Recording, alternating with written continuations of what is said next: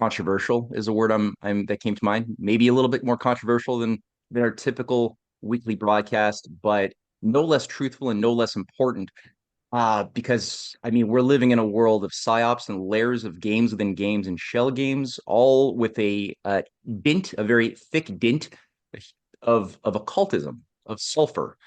And who better to shed light on the multifaceted dimensions of this thing? Let me just hit mute. There's somebody going. Who better to shed light on the multidimensional aspect of this thing than William Ramsey, who I think everybody here knows. William Ramsey Investigates is a fantastic channel. His in the books that he's produced on Aleister Crowley, 9/11, deep occultism, and how that interfaces with intelligence agencies, MK Ultra techniques of mass manipulation are fantastic, well researched, very scholarly, and um, and I'm just so happy that William said yes when I asked him, "Hey, you want to give a presentation with everything going on right now?" With the Kabuki Theater around the Tyler Robinson hearings, the MK Ultra, the why now? Why now to bring up all of these MK Ultra disclosures at this very moment, particularly is a big question. Who are the players who are influencing this? What's going on? And then also, how do the stories that we've been told, the entertainment that we've been fed, shape multiple generations of the collective imagination, the collective dream, such that we can possibly become more pliable, more adaptive to unhealthy, unnatural situations? So, thank you, William, for doing this. The stage, it's all yours. And after you're done your formal remarks, your main presentation, however you want to go about it, we're going to open up for a little bit of a dialogue with the audience. Some people think about questions while William's going at it. And it's all yours, man. Thanks. Matt, thanks for the invite. Great to be here. Great to be with you. I really appreciate Love your work as well. Great books, and we've interviewed you. I see some familiar faces there. Bruce Torres. Hey, Bruce, how are you? Talked to you a couple times in the past. Hope all is well. Great to be here.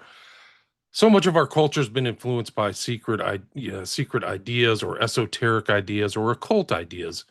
And a lot of times we're passive viewers of these things, whether we're sitting in a theater. And then with the advent of technology and the internet and streaming, it's a lot easier to kind of take these apart with a lot of it's easier to research. We used to have to go to libraries and get magazines and take them out or go through the folder cards if you're old enough to remember that.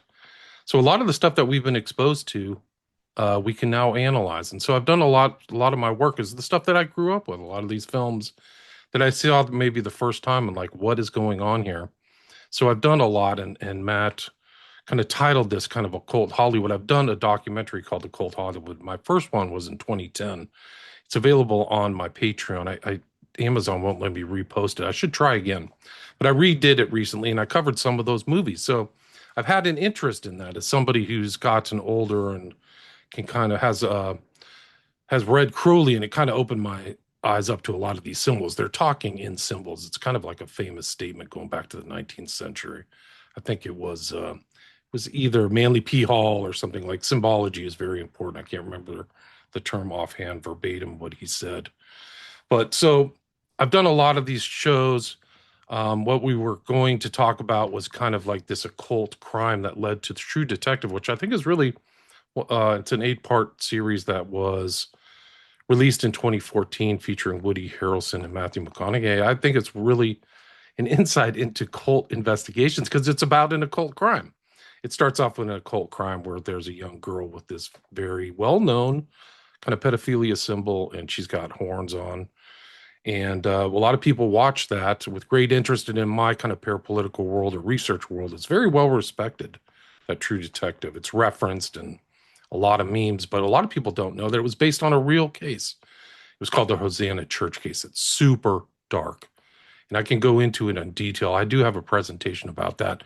But that's just one of the things that I've done. I've also looked into Eyes Wide Shut, I've done a 4-hour presentation on Eyes Wide Shut, Rosemary's Baby, Manchurian Candidate, which I think is really important, Fight Club, and the other one is Ninth Gate. It's the film by Johnny Depp, which is super dark. And it actually ends with because I've read Crowley, I know what they were doing. It's a marriage of the beast and the Scarlet Woman and the Beast. It finishes off with a Crowley ritual. You'd have to read Crowley to know it or be either familiar with Crowley or be initiated into the OTO to understand what they were portraying because they don't state it right away. But basically the Corso, the Depp character enters the ninth gate. He's actually the really evil one, not the Boris Balkan guy who hires him, which is, you can break down these names too. You see the 11s everywhere that are over in Ninth Gate Fight Club, things like that. But that's an overview of my work. And we can go, I'm happy to go anywhere really specific. We can go into the background of the True Detective, if people know that, or we can go into the Manchurian Candidate. I do have a I presentation. think, yeah, I think William, the entry point of the Manchurian Candidate might be the most lawful thing based upon what's going on right now Great. politically in Congress with various here MK Ultra victims, or the people who smell like they're MK Ultra victims as far as patsies are concerned. So yeah, let's start with that. This is where it kind of all starts. Richard Condon was in Hollywood. He started writing books and he wrote The Manchurian Candidate in, I think it was released in 1959. And I've written a two-part series and I've done presentations on this. This one's good, I think, for this situation that we're in here, this stream, because there's a lot of visuals. I included a lot of pictures. But one of the things, like one of the interesting things about the original Manchurian Candidate, which literally was released before JFK, Matt and I were talking about Frankenheimer and also 7 Days in May, which was literally prescient about the assassination about Kennedy, and was Kennedy literally let Frankenheimer film in the White House. So you'll see the car drive up to one of the sides of the White House back then. Frankenheimer was a very important figure and was important in this whole thing. But what's interesting about Condon's book, he's kind of he's fallen out of favor or fashion. He's a great writer. The book is really, really good. And the main character actually kind of ties into Trump because he based the main character on Roy Cohn, of all people, Trump's mentor. But a lot of people don't know and may not be aware that the Manchurian Candidate, the film, had an involvement of a CIA MKL doctor, and his name was Dr. William Joseph Bryan. And some people know his name. He's not as well known as like Jolly West or Ewan Cameron, but he's in the background of so many stories. Actually, in the background of a Manson case, he actually represented, I think it was Kasabian's family, which a lot of people don't know. Brian was close friends with uh, is the lawyer for Patty Hearst. So he's around this guy, whose name I can't remember right now. But he's in the background of the Manchurian Candidate, and apparently, according to rumor, is friends with Sinatra. But this film itself, Manchurian Candidate, was the book was a favorite of Kennedy, and Sinatra was close friends with Kennedy before falling out. Sinatra was a big proponent and supporter of Kennedy, and when Kennedy won, Sinatra was tasked with actually putting together his party, like his inaugural party. A lot of people don't know that. So after the inauguration, Sinatra was at Hyannisport, and they literally were talking about the book. And Kennedy says to Sinatra, "Frank, I love the book. Go make it." And so he actually kind of, with I think with the power of the presidency and his reputation, Kennedy really was involved in the creation of this film about mind control.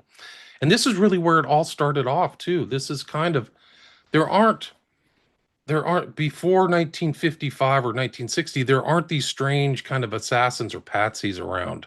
There's not that history. There are assassins, but they don't seem to be handled as much. But with the advent of Oswald, and then after that, James Earl Ray, Sirhan is really an obvious guy who's came out of some kind of operation.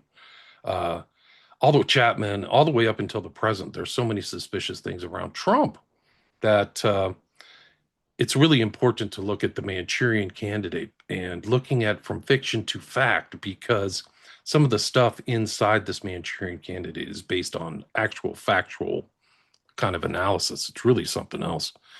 But Kennedy knew a guy, I can't remember his name, but he was Kennedy's brother-in-law, Peter Lawford, was close to Sinatra, so they were close. And then Sammy Davis Jr., kind of a known Church of Satan member, or yeah, I think it was Satanic Church. He said Frank's got the White House on speed dial, so Sinatra really knew him. I talk here about the inaugural ball and then how it started. So they got this guy, George Axelrod, was hired to write the screenplay.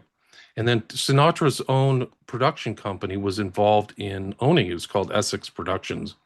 And then he insisted that Frankenheimer would direct, and Angela Lansbury, that's the character that's based on Roy Cohn, would be the center role. Her name was Eleanor Islin. And this was, I'm going to ruin the whole film for you if you haven't seen it in a while, but I think it's really a great film. It's really one of the best films American films made. And what's odd about the film is that after the assassination of Kennedy in November 22nd, 1963, it was very infrequently seen. People used to say it was gone for 25 years, and it was pretty much gone. Like there would be individual showing somewhere, but this, you have to remember this is before streaming or VHS. So the film kind of was shown and disappeared in a way. Um, and some of the actors have passed away. Unfortunately, Lawrence Harvey didn't live very long, but it had Frank Sinatra, Lawrence Harvey, Angela Lansbury. Janet Leigh had just come off of Psycho, so she was famous. That's Jamie Lee Curtis's mom, if you remember. Henry Silva was around. He kind of played a Korean guy, and but it's just an incredible film because of what really happened. If you remember the time when they were writing, that's the reason the word or the phrase entered into common parlance of the Manchurian Candidate is that this is after the Korean War, right? So the Korean War was 1950 to 1953. The whole peninsula was bombed to smithereens. Like it literally was like there wasn't a tall building in the entire Korean peninsula. May not be an over exaggeration, but during that time they were looking into this whole thing about like what are the Eastern Bloc doing or what are the communists doing about these people? Because what happened is Manchuria, so above Korea is that place called Manchuria. What was happening is a lot of the bombers would come back or be captured, and they had gone through some kind of behavioral control or behavioral change, and they would confess something or confess their sin. So there was this issue and interest about how these ex-military guys were being manipulated to like renounce the government or something like that. So that's how the kind of Manchurian Candidate kind of entered into the thing. But this whole film is a representation of what hypnosis and hypnotists are able to do. And like I said, William Joseph Bryan is there in the background.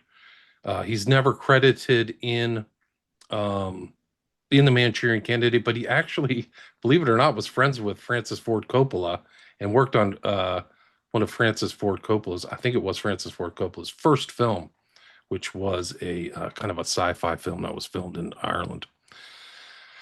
One of the important things about the Manchurian Candidate is that it has a kind of a controlling motif of this queen of diamonds. And it's a central kind of component of the whole film is this deck of cards. And they're trying to figure out what happened. And this is the guy, Raymond Shaw.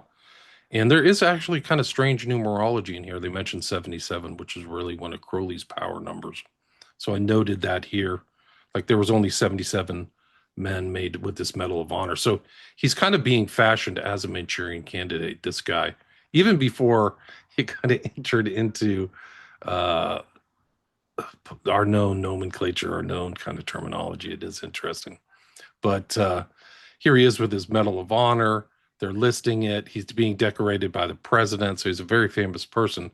One of the really clever and uh, interesting aspects of this film is how they go back and through dreams, this guy, Bennett Marco, who is Sinatra, keeps having this recurring nightmare. And that is this great scene. I think it's really one of the more clever scenes I've ever seen of these 11 men from their platoon going through this kind of they've been hypnotized, they've been conditioned, and it's a 12-minute mark. I write this one of the most remarkable sequences ever filmed in cinematic history. So you got to see it because the way he did the pans. My understanding is that Frankenheimer came out of TV, so he was used to filming live TV, and so in that environment, you move the camera around often and you pan often, and there's a lot of movement, and I think that's reflected in this scene. But what it is, it's like they keep switching out. So the audience looks like military guys, and then they're also old ladies at a conference about plants, or they're talking about hydrangeas. And this is the central figure, this Dr. Yen Lo. Well, what's interesting about this is that this guy's literally quoting actual academic papers that are real. And it comes from the book. It's actually from the book. There are direct statements from the book by Condon in this film. So they didn't even change any of the dialogue at all. It's literally right out, cut and pasted right out of Condon's book. And one of the interesting things is according to this, he is making these soldiers smoke yak dung, yak manure, thinking it's tobacco. And that's one of the examples he's showing. And I'll show a video here of Manson. Oh, well, it's actually not Manson, but it's about Danny Trejo, and he got hypnotized by Charles Manson, right? So Charles Manson knew hypnotism, and I'll prove that to you right here in this lecture. But we'll get to that. I got some good video here after I do my presentation. So he goes, comrades, I print to you the famous Raymond Shaw, young man, you've flown 8,000 miles to this dreary spot in Manchuria. So they're in Manchuria, north of Korea, and he's been selected. But a lot of these interesting things is that these academic papers are real. So experiments in the hypnotic production of antisocial and self-injurious behavior, which is listed. And then there's another one, experiments in hypnotic production of crime, conditioned reflex. And it shows, I think it's reflects the academic heft of people who are literally studying this stuff. So, like, you have Pavlov, who's like one of the greats, everybody knows his name, and the conditioned response, right? The salivating dog and all this stuff. But this is what was happening around that time in the 50s, is really this kind of. So, MK Ultra, which ostensibly started in 53, or formally started, I guess, in 53, after um, after Alan Dulles gave his infamous brain warfare speech in Virginia, literally 2 weeks after MK Ultra starts, and it gets funded. But there's this background of this academic writing that's exemplified in this film, Manchurian Candidate. So it's like somebody literally researched this and found it, found these actual real things. Um, so if you watch the sequence, you'll see that these like military guys become women. She's holding a bayonet. Um, there's real issues about whether you can have him, and it's a real thing. Can you get somebody to engage in antisocial behavior who's hypnotized? And a lot of people have said no, you cannot. But there are techniques you can use to do post hypnotic programming. One of the interesting things about Oswald, he was surrounded by a guy who knew hypnotism. His name was David Ferry. If you're familiar with the the JFK assassination kind of lore, Ferry is a very important character who ostensibly was in this kind of weird Christian offshoot organization with William Joseph Bryan, who's involved in this film, guys. So like there are very secretive, and literally during the trial of Ruby, with the involvement of Melvin Belli, who's close personal friends with William Joseph Bryan. I'll bring up my Joseph Bryan information here in a sec. But Bryan is in the stands, and he was a specialist in jury selection. So he used his psychological skills in jury selection. And there's an arguable tie between William Joseph Bryan, not William Jennings Bryan. So that's the kind of famous cross of gold or cross of silver politician, but the William Joseph Bryan connection to Sirhan Sirhan. So it kind of goes into this theme of this programmed patsy, not programmed assassin. So there's exemplified by this violence that takes place. Raymond Shaw strangles Mavoli, and then Sinatra wakes up. He's from his so-called dream. He's actually remembering it. They've been programmed to say Shaw is the nicest person. So they repeat this phrase over and over. Raymond Shaw is the kindest, bravest, warmest, most wonderful human being I've ever known in my life. And in the film, he's really unpleasant. Raymond Shaw is kind of a spoiled brat. He also shoots somebody. This guy, who's an African American guy, says the same thing about Raymond Shaw later on. He has the same dreams. So you see these kind of same things. Let's go. Let me go to part two. So let's see. Later on in the film, that there is this whole idea of triggering people, and actually, this is consistent with a test the CIA did before MK Ultra, is whether they could trigger somebody through a phone call, somebody who had been pre-programmed. And they figured out with the right test subject they could. They didn't do it to everybody. A lot of hypnosis is there's like a hypnotic scale, and you have to have the right subject, somebody who can dissociate. And they literally, that's why it's called traumatic mind control, trauma-based mind control, is because you traumatize the brain, then it splits to avoid pain, and that person dissociates. And if they get the right subject, they can really do incredible stuff, guys. Like I've done shows about people talk about you and Cameron or Jolly West, but there are two other guys that people need to study, and that is George Hoban Esterbrooks and Erickson. I can't remember his first name, but these guys were actually looking into this hypnotic stuff in the 30s. And there's really interesting connect, and it actually ties back to Roy Cohn in a weird way. But these guys were giving presentations all over DC. They were from like Colgate or upstate New York, giving presentations in DC for luminaries in the like admirals, and also J. Edgar Hoover, who supposedly was blackmailed by Roy Cohn. Like I haven't verified that. Anyway, so solitaire is the key thing. It's this element. One of the interesting things is they put him in a hypnotic state in the safe house in New York City, and there's strange overlaps here between this film and Catcher in the Rye, where Chapman, for people who don't know, Chapman carried around this book Catcher in the Rye all the time, and he kind of carried it like a Bible. He even carried it into court. It was a real promotion. And Catcher in the Rye should be seen almost like Manchurian Candidate, because it goes into all these weird states, and the main character is a mess. He is a complete mess, and also has all the elements of somebody who's kind of like has split brain, really. What's his name? I can't remember his name. We'll see the overlap here, because a lot of Holden Holden Caulfield. Caulfield. Yeah, thanks, Holden Caulfield. The part of this film takes place in Central Park, and the ending of Catcher in the Rye pretty much ends in Central Park at the merry-go-round, which is another simple kind of a mind control motif, because to torture some of these people, they literally would put them in a spinning thing and spin it real fast, and they would kind of discombobulate their sensory perception, which is a key element of these kind of investigations, you and Cameron.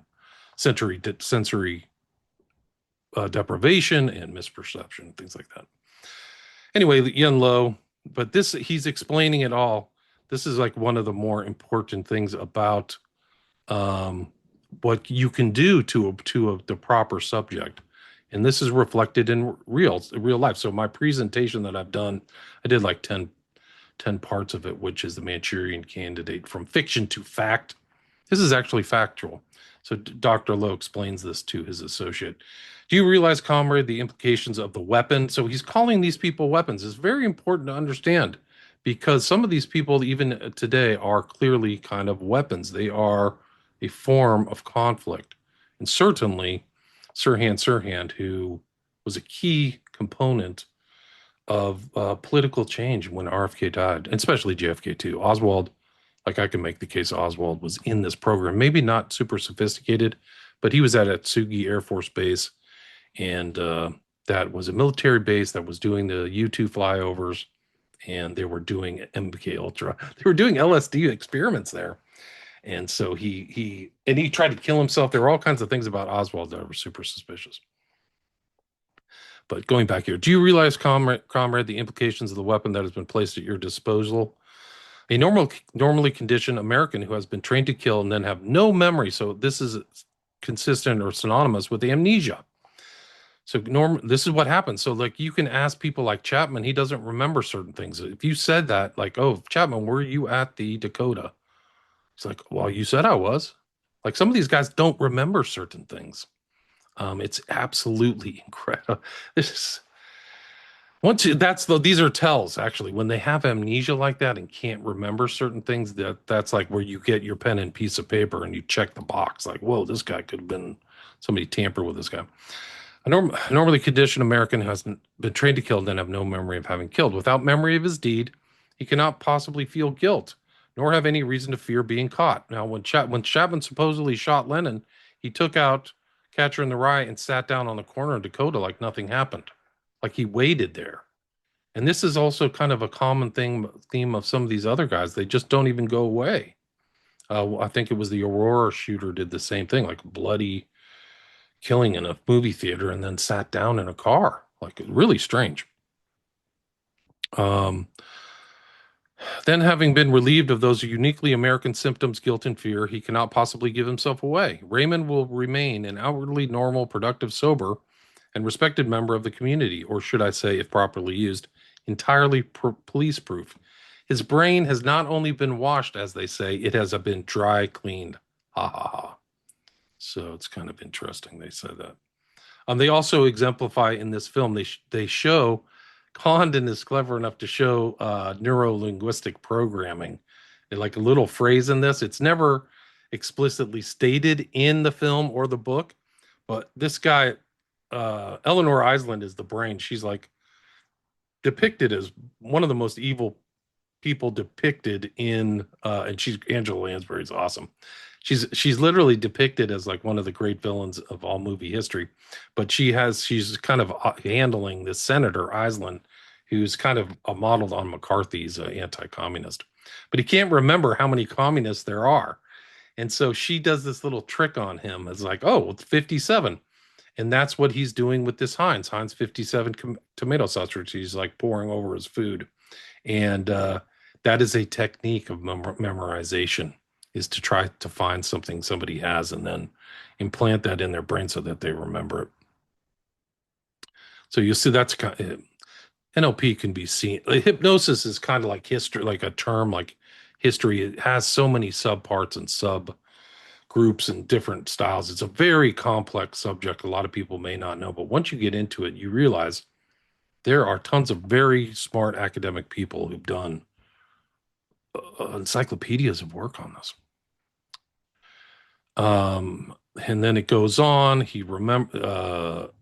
Marco Bennett is remembering some of these people's faces. He's talking to Raymond Shaw. They mention Orestes and Clytemnestra, so this is a kind of a nod to the classics, and that's foreshadowing that Raymond Shaw is going to kill his mom, which is interesting.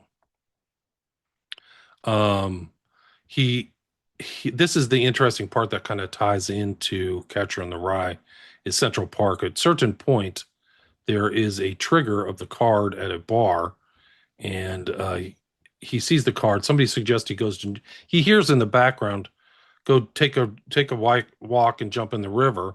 And according to this card, this is a suggestible moment for Shaw, and he runs off and jumps in the river in the center of Central Park. So that's it. There's also this African American guy here in the center plays an Army intel agent, and he's working with Marco Bennett to try to figure out what the heck is going on. And they find a way that the Queen of Diamonds is reminiscent of many ways of Raymond's dearly loved and hated mother, and is the second key to clear the mechanism for any other assignment. So this card becomes this trigger mechanism, and then she's playing the Queen of Diamonds. So they have this kind of morphing symbolism in this, which is really interesting. And there's also a lot of like pictures of Lincoln, so it's reminiscent of assassinations and symbolic stuff. There's a competing love interest. His mom, in the book, it's very graphic. They have a incestual relationship. In the film, it's kind of suggested, but in the book, it's there. It's really bad. But anyway, Raymond Shaw's love interest is this girl. She comes up with the Queen of Diamonds. They escape. And then Eleanor Island's freaked out, like, where did she go? And then Bennett kind of forces him. He's going to rip out all the wiring by giving him the Queen of Diamonds. But it doesn't really work. Shaw gets captured again. He becomes an assassin. He kills his girlfriend, another senator, Jordan, and Jocelyn, on top of a black and white checkerboard, which is very Masonic, which is very strange. And then it keeps going, and all this being said, and there's triggers, and then he's going to be dressed as a priest. It's kind of interesting too, because that's what Ferry and William Joseph Bryan would do. They would dress up as like priests and do all kinds of like dangerous stuff. And it's reminiscent of the assassins in Godfather 3, who also dressed as priests. So there you have his mother over the top, and they have this whole thing about how it's all going to work out. She's using him to facilitate this assassination that's going to bring her husband into the presidency. And it's kind of strange. It kind of ties into, in an odd way, to the Charlie Kirk assassination because of the microphone emphasis on Kirk. Kirk had that microphone too. But Johnny will rise gallantly to his feet and lift Ben Arthur's body in his arms and stand in front of the microphones and begin to speak. The speech is short, but the most rousing speech I've ever read. It's been worked on here and in Russia for over 8 years. I shall force someone to take the body away from him. And Johnny will relieve these microphones and those cameras, all blood all over him, fighting off anyone who tries, defending America, even at its own death, rallying a nation of television viewers into hysteria to sweep us up into the White House with powers that will make martial law seem like anarchy. And it also is the Trump assassination in Butler. Like, it's so weird. Like, oh, he almost got killed. Now he's going to be our hero and get into the White House. So it's weird how this film that was made in 1963 reflects those themes. But it's all her. They paid me back by taking your soul away from you. I told them to build me an assassin. I wanted to kill her from a world filled with killers. And they chose you because they thought it would bind me closer to them. Now we've come to the end. This is where she kisses her son. In the book, it's much more graphic. There he is as the priest, Raymond Shaw. And it ends kind of, this is different. It's different than the book, but he basically ends with Sinatra saying, what happened? Made to commit acts too unspeakable to be decided here by an enemy who had captured his mind and soul. He freed himself at last in the end because Shaw kills himself. Heroically and unhesitatingly gave his life to save his country. Raymond Shaw, hell, hell. So really well worth your time. Really incredible film. But I have some interesting stuff. I have an interesting video you guys can watch if I can get the audio to play. But it's a conversation between Frankenheimer and the writer and Sinatra. And it's really something else because Frankenheimer's involved in this film, involved with let me see if I can get this to play, get the audio to play. But it's also, Frankenheimer's right there, literally at the RFK assassination. And Frankenheimer is in the this is actually in a book by Ed Sanders is his name, but he's in the Ambassador Hotel when RFK gets shot, and he remembers Sirhan walking by him, and he asks somebody later, could this have been what I was talking about, the Manchurian Candidate? How eerie is that? So he literally like wrote a movie, and then this whole event happened. So let me do this. Share sound. Than 20 pages. Can you guys hear the sound on this? Absolutely psychic. I had 20 pages. Okay. So I had absolute panic. I finally got my stuff together. I had all the stuff laying. I had never put it together. I was frightened. Yeah. Over the weekend, I got you 80 pages and sent it. I would never have pushed the thing over and got the first 80 had you not suddenly given it a little push. And the second thing I recall was, you remember the monster time we had shooting? You remember Johnny shooting 6 or 7 days shooting the dream sequence? Oh, yeah. You remember? Oh, yes, what a nightmare shooting that thing yeah. was. You had to shoot it from every different angle. That's correct. And With every different combination. And Frank finished in the picture, if you recall, and he was going to leave. So we just said, let's cut it together, just quick, just make a quick rough cut for Frank. And we did that afternoon, showed it, and we never changed it. No, we never did. Yeah, I was earlier this afternoon. I was remembering and discussing the your marvelous invention, changing the ladies of the Garden of New Jersey into the communist Chinese and Russians, and that knocked me out. Marvelous outlet for his aggressions. May I have the bayonet, please? Not with the knife, with the hands. With the hands? Here, have him use this. United Artists said we're scared to make this thing because it is so, they said, so anti-Russian, which it wasn't. And it wasn't, of course, but they said, and if President Kennedy, a year from now when this picture is released, if Kennedy is just about to have some sort of a rapport with the Russians, it's going to embarrass them. And you said, I was just come down from Hyannisport, and I saw the president, and the president said, what are you going to do next? And I said, the Manchurian candidate. And he said, great, who's going to play the mother? Well, that sort of ended that argument, if you remember. So that kind of confirms that the genesis of the film happened at JFK's compound, Hyannisport, right? He was really interested, though, in the facts of the project itself. The fact that people have read all kinds of connotations into this thing is funny, because we set out to do Dick Condon's book. That's what we did. Right. We did all sorts of strange things, but we did them so automatically. I mean, it's rather strange that Angela Lansbury was 1 year older than Larry Harvey and played his mother. And nobody questioned it for a second. She was superb. She was just wonderful. Absolutely marvelous in the picture. And she was sinister. She really God, was. Boy, terrifying. She was a heavy. But now we have come almost to the end. One last step. And then when I take power, they will be pulled down and ground into dirt for what they did to you. And what they did in so contemptuously underestimating me. In the book, there's quite a big thing about the incestuous relationship between the mother and son. But somehow, the way she played it at the very end, she implied it very subtly and very effectively, I thought. She kissed him straight on the lips, and then she put a period to the whole idea, whether is she or isn't she, is the whole point. And Frank, I think another thing, too, that might be interesting to talk about, which is the fact that in those days, when we made that picture, we weren't able to do all the graphic violence that they do today. I think it made it a better movie. And we had the first karate fight that anybody ever had. That's the first one. First one, yeah. With Henry Silva. The sequence where I walked up to the door, looking for Larry, and Henry Silva opened the door, there was a moment where he knocked me down, and I said to him, kick at my face with your left foot. The scene started, and he came at me, and he kicked with the other foot. I want to tell you something. I never moved so fast in my whole life. I just shoved everything over to one side like that, and he caught it in the fist. I broke my finger in that thing. See that?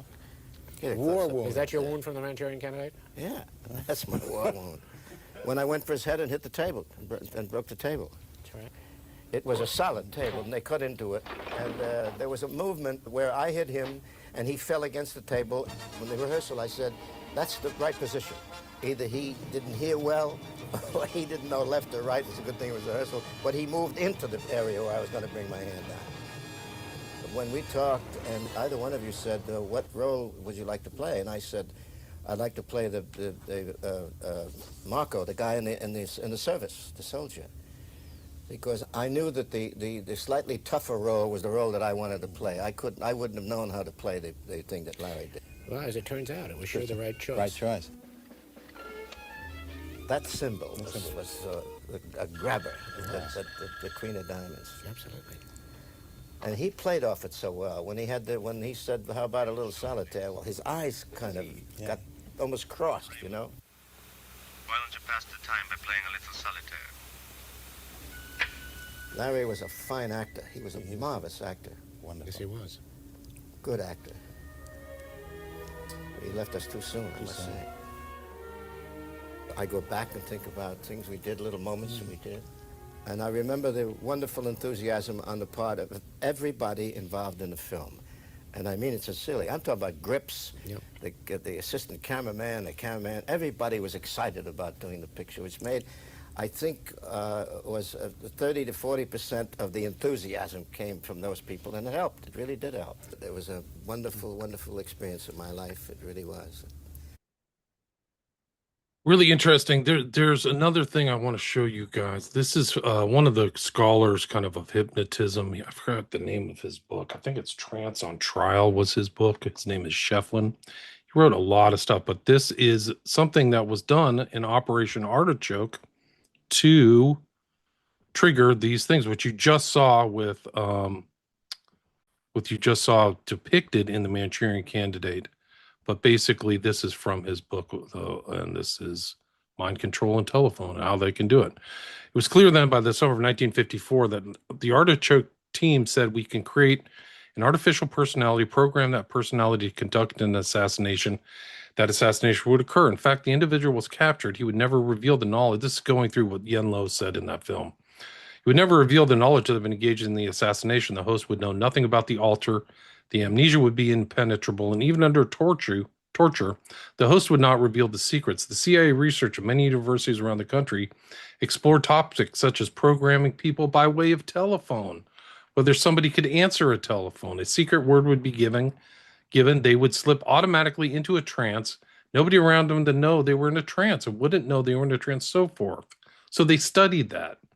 This is literally from him. It's Shefflin, Scheflin. This is so he's referencing Condon here. This is Richard Condon, who wrote the Manchurian Candidate, as Walter Bowett discovered when he wrote him. He had no idea he was writing fact, right? So that's the whole thing about people watching the Manchurian Candidate. They may be watching fictional stuff. It's actually based in fact. He thought the only cases come out of the literature suggest that someone may have been an experimental subject as Candy Jones. That's a whole another story. But I mean, this is a whole document I could go through, but it's about the history of mind control. He mentions the witchcraft. So you want to talk about the occult element. There's a lot of occultist and occult kind of principles in this. In the hearings on MK Ultra a couple weeks ago, I think, Kinzer wrote the book, The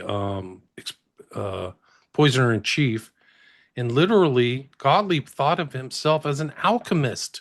He thought of himself as kind of doing alchemical type stuff because they were using poisons and things like that.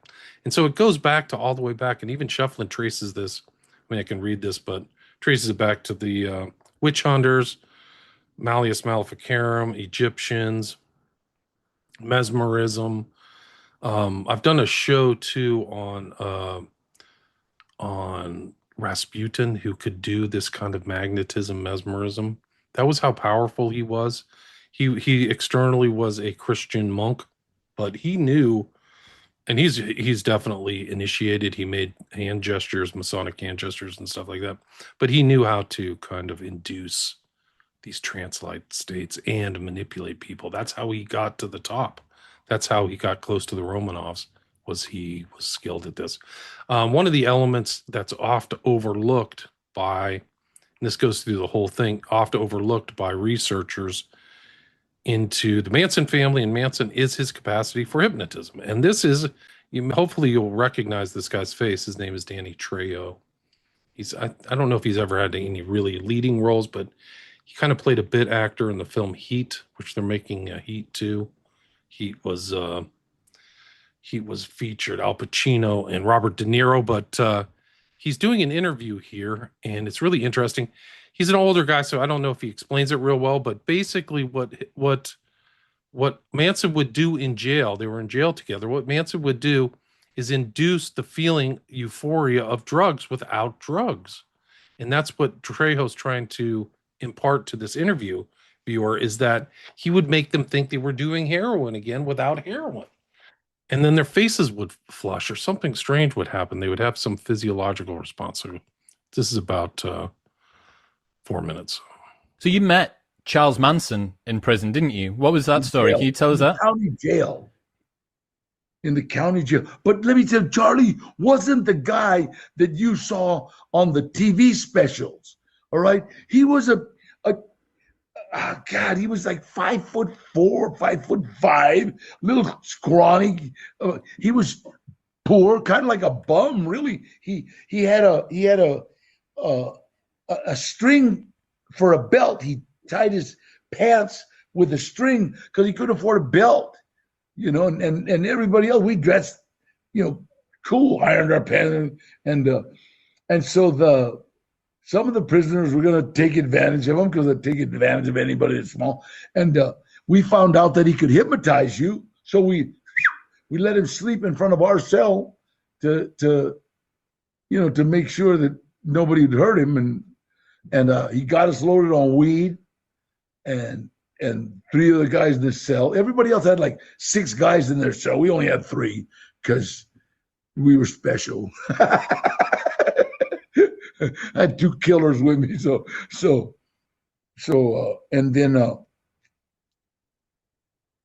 and then he got us loaded on weed, and I said, "Well, get us loaded on heroin."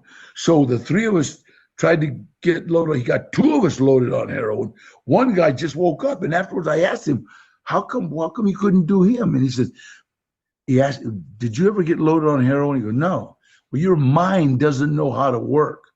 Do you understand? Your mind doesn't know how to react. So if I tell you to do something while you're hypnotized and you haven't done it before, or you don't know how to do it, you'll just wake up. Then, so that's important. So what he's saying is that through hypnotism, Manson was able to revivify or whatever in their minds the feeling of smoking marijuana or doing heroin. So it's really something else that it's a component of in the occultism of Manson that's often overlooked. This Johnny Ronnie Cruz, he was like, "Well, what happened? He never got loaded," and boy, I was sorry when they transferred Charlie out. You've basically got unlimited access to anything that you want because he can just keep on hypnotizing you back into it. What was he in for? Do you know why he was there? Yeah, I have no idea. He was nothing of any, because he was a petty thief. He wasn't. You know what? And not to speak ill of the dead, but Charlie couldn't have done that any place, any time, but right there. And my friend George Perry knew him in Frisco, knew him in Oakland. Okay, and he was a scrawny little hippie, and the girls that he got, Linda Kasabian, all of them were broken. All of them. They were up in Oakland and San Francisco being ripped off by the pimps and raped by the pimps, and so. He just mentioned Linda Kasabian. That was the one that worked with William Joseph Bryan, who was involved in the Manchurian Candidate. So I'm going to play this as kind of probably one of the more interesting clips from Manchurian Candidate.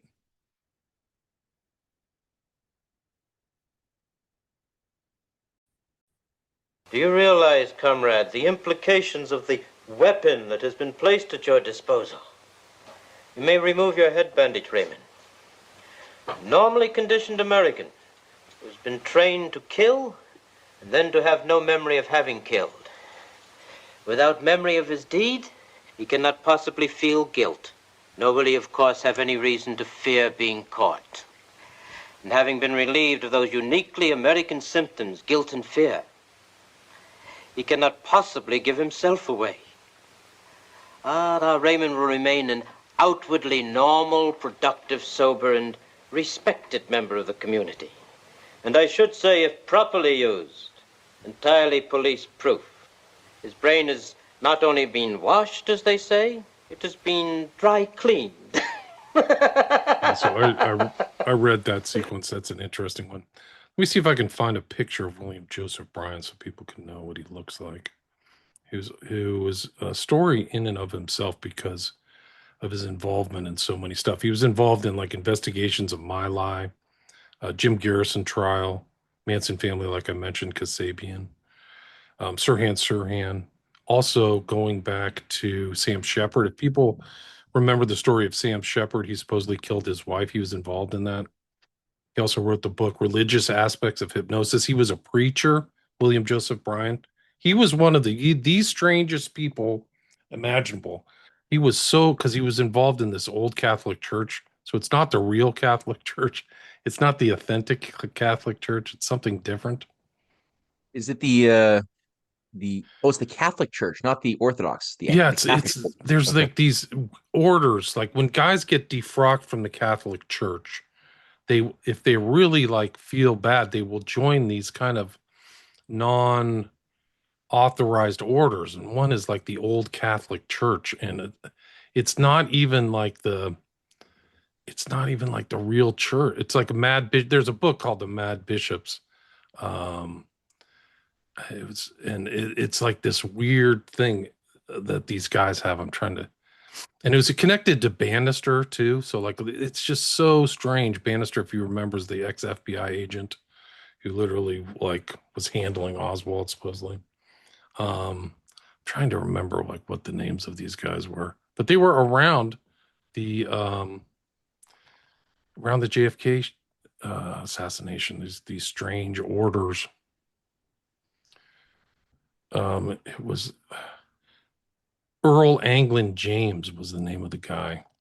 It was this kind of weird bishop. Here's American Orthodox Catholic Church, which isn't real. It's not real. That's what this guy was part of. And this is something to Jim Garrison. Let's see if I can get this. This is just an example. James Day. James Day was the guy who wrote the book about these bishops.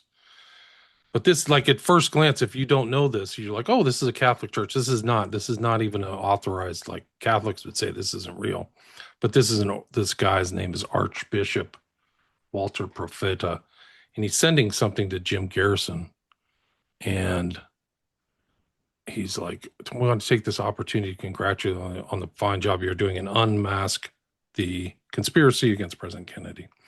But this is what William Joseph Bryan was involved in, is these kind of bishops, like Ferry. I've done shows on Ferry too, which is really here it is. So you just saw the hypnotism about Manson, and this is the article. I'll get a picture of William Joseph Bryan, but it was interesting because I'm leading this from what Danny Trejo said about Linda Kasabian.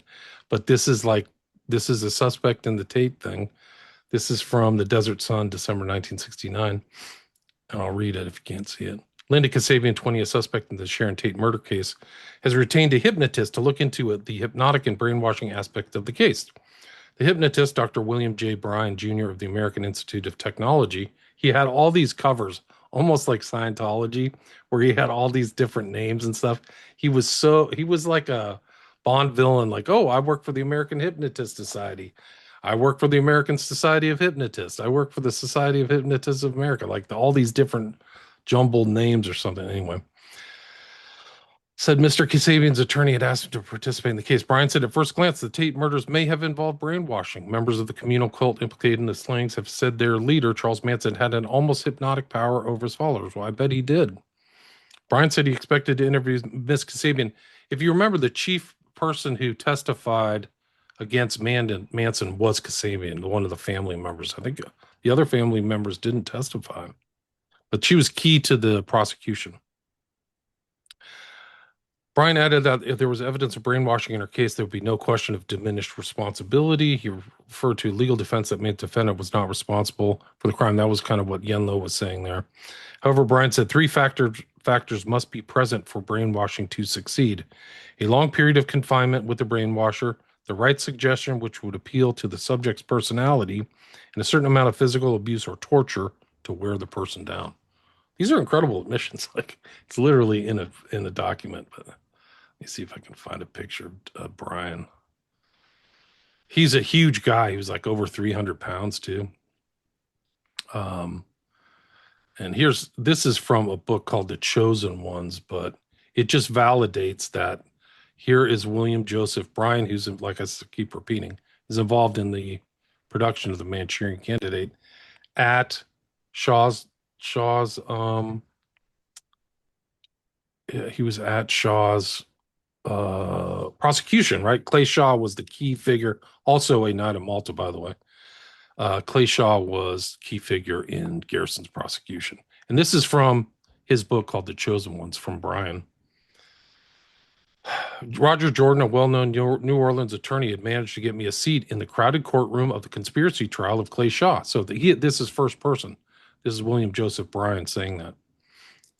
Mr. Shaw, according to prosecutor Jim Garrison, had been a part, and Garrison's the key component of the movie JFK is played by Costner, right?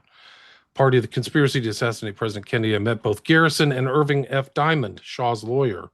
Garrison asked how the jury looked to me. Garrison knows William Joseph Bryan, and asked him specific questions about his knowledge base, which is about juries. Garrison asked how the jury looked to me, and Shaw introduced his lawyer. Piece of MPL. There are another MPL for hearings going on right now. So like, okay, I can hear. I don't know if you're talking to me, Matt. Anyway, the other thing that William Joseph Bryan worked on was a film called Dementia 13. So that was he was involved in this film. And this is actually a really interesting picture of Bryan because he is featured here with two pretty well-known actors, Basil Rathbone and Vincent Price. So if you're old enough to remember me, like old scare horror films from my childhood, Vincent Price was all over them. And so that guy in the center with the glasses is William Joseph Bryan. This is from the Austin Statesman 1961. So it's before Manchurian Candidate. But it gives you an idea. This guy's in the background of some films. That's really my point about this is another MK Ultra doctor that not a lot of people know about. But I'll read the subheader here. The real thing, this ominous-looking group, Basil Rathbone, Dr. William Joseph Bryan Jr., and Vincent Price Wright is engaged in bringing new realism to a Hollywood motion picture. Dr. Bryan is teaching Rathbone the techniques of hypnotism, which he will use on Price in the last segment of the case of Dr. Valdemar, an Edgar Allan Poe terror film. There you go. That's for Matt Ehret. And the film deals with the mesmerism, forerunner of modern hypnotism, and Rathbone will cast a real spell over Price. So they were involved in this other film. The other film that he was involved in is this. Oops, that's not the right one. Just shrink this back down. There we go. This is the film that he was involved in. I think this is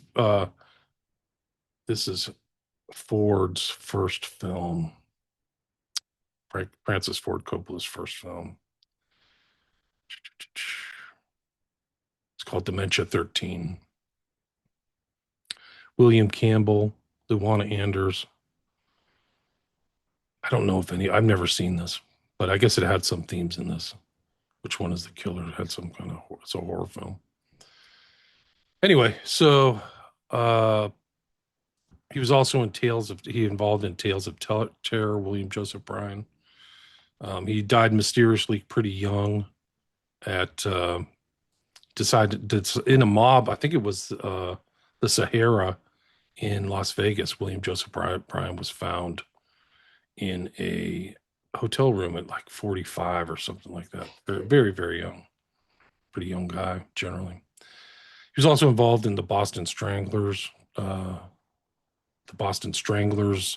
story that there's some real suspicions about the confession that was made, and it was under the auspices and the hypnotism of William Joseph Bryan. And the guy is Bailey was the attorney that was good friends with William Joseph Bryan. So it was F. Lee Bailey. He was also close to William Joseph Bryan was also close to Melvin Belli, who was Jack Ruby's attorney. For some reason, very strange that he was placed as Jack Ruby's attorney, because Belli was a civil lawyer. He didn't do any criminal stuff. That was like his first criminal trial. So it was pretty interesting. But anyway, so that's kind of like, I mean, I'm at the hour mark. That's kind of like my Manchurian. Well, I've done 10 hours on Manchurian Candidate.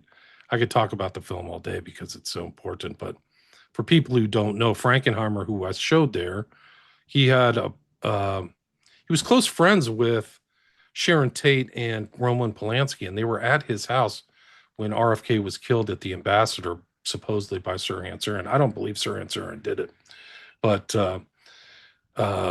they were, Sharon Tate and Polanski was at his house, and then Frankenheimer drove RFK to the ambassador where the assassination took place. So there's really incredible ties between this nexus point of all these assassinations that took place in the 60s, particularly JFK and RFK, Frankenheimer, Sinatra, and then Frankenheimer's connection to Polanski and Tate, and then the next year they would be killed by Manson, who I just showed was a hypnotist. He knew how to hypnotize. But I can go on. We can talk about. You want to talk about Oswald as an MK victim? We can do that, dude. Everything you've said has been mind-blowing and fascinating. And I guess we could take maybe a momentary pause where I'd like to throw a question or two at you, and then maybe if you want, we could shift gears into Oswald for sure as as an MK Ultra victim. Sure, I'd be happy to. I guess one question I have, and we were briefly chatting on this, but I didn't get a chance to really hear your thoughts, is before we hit record, Frankenheimer is somebody who I've always respected and have seen as one of the fighters against the satanic infusion takeover of Hollywood. But there's these strange overlaps, as you pointed out. He was at Roman Polanski's house, and you've got these. Do you think that he was playing maybe on the darker side, or was he a good guy, or and he got freaked out, or how do you I think he got freaked out. I think actually he got freaked out because he saw that he was at some kind of cultural nexus point, and apparently Frankenheimer had a really nice house in Malibu on the water, and when RFK was Paul, if you remember, he was trying to get the Democratic nomination, and so he would travel around California and go back. RFK would go back to Frankenheimer's house, and it was kind of like a little salon, so like he would always have these people around, politically active people. Actually, one of the other people who was involved in that salon was the guy who made Parallax View. What's the actor in Parallax View? I can't remember his name right now. But Warren Beatty. So Warren Beatty was part of this area of this thing, and then the assassination happens, and then Warren Beatty wants to make Parallax View, which is another really great mind control assassin film, which we can go into. But it kind of I don't know if it's deliberately aping or similar to Manchurian Candidate, but the theme is kind of the same as how to create an assassin and a mind control assassin. They're selected through these personality tests, and that's really what the Parallax View is. So this connection between kind of in my opinion, Polanski's a heavy duty occultist. Rosemary's Baby is really about the advent of Satan. And that's the whole twist of the birth of the Satanic Age. That's the subtext of Rosemary's Baby, which conforms to kind of like the rise of Satanism and LaVeyan Satanism in the 60s. And the Process Church, too, which is right in the background of the Manson family.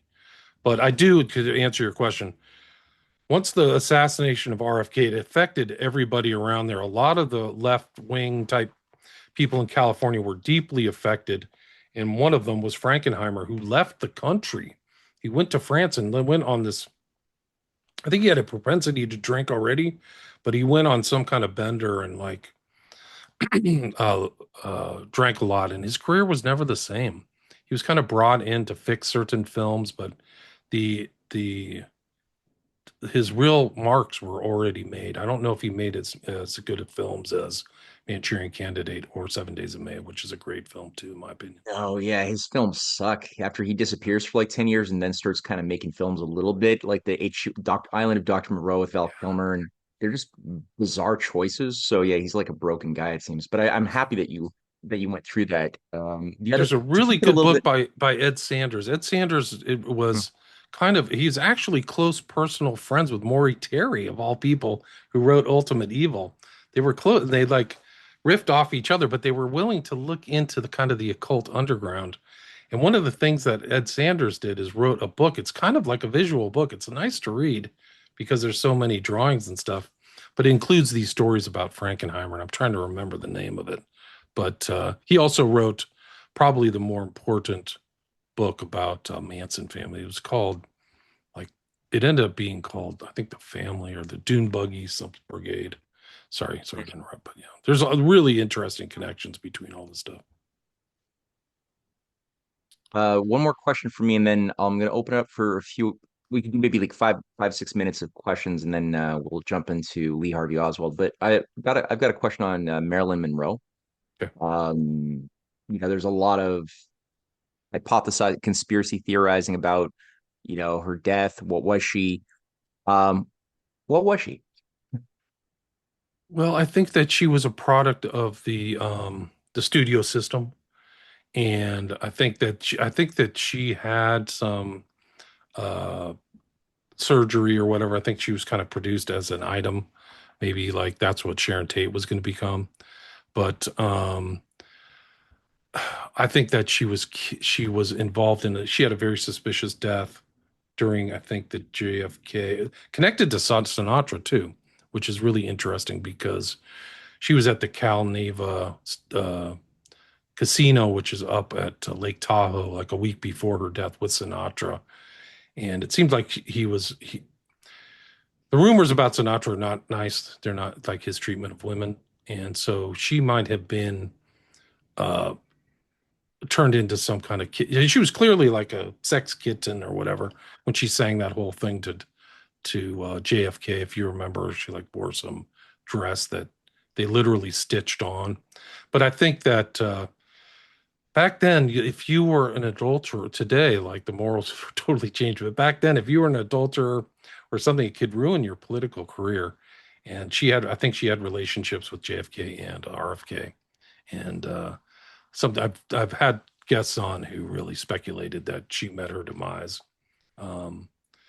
because of that, because she had information about JFK and RFK who's had these ongoing political ambitions. So I think what indicates to me is that she was done away with. Gosh, I wish I could remember this Ed Sanders book. That's okay. I would actually just throw one thing that I encountered. I only did a little bit of work on this, but one thing is that she did do something that RFK was helping her, and Judy Garland as well, and Sidney Poitier. They were all at the same time interfacing with RFK when he was Attorney General, and he was like taking an active interest in this network, and they were all trying to get out of their. They were kind of like the way the contract system worked back then, is you were owned by the studio, like your entire life was like you signed away if you got a deal with one of the studios, and you had very little control if you were an actor or an actress. And Marilyn Monroe was the first actress, it seems, to break away, create her own company, and like control her destiny in a sense. And that was RFK came in and helped her.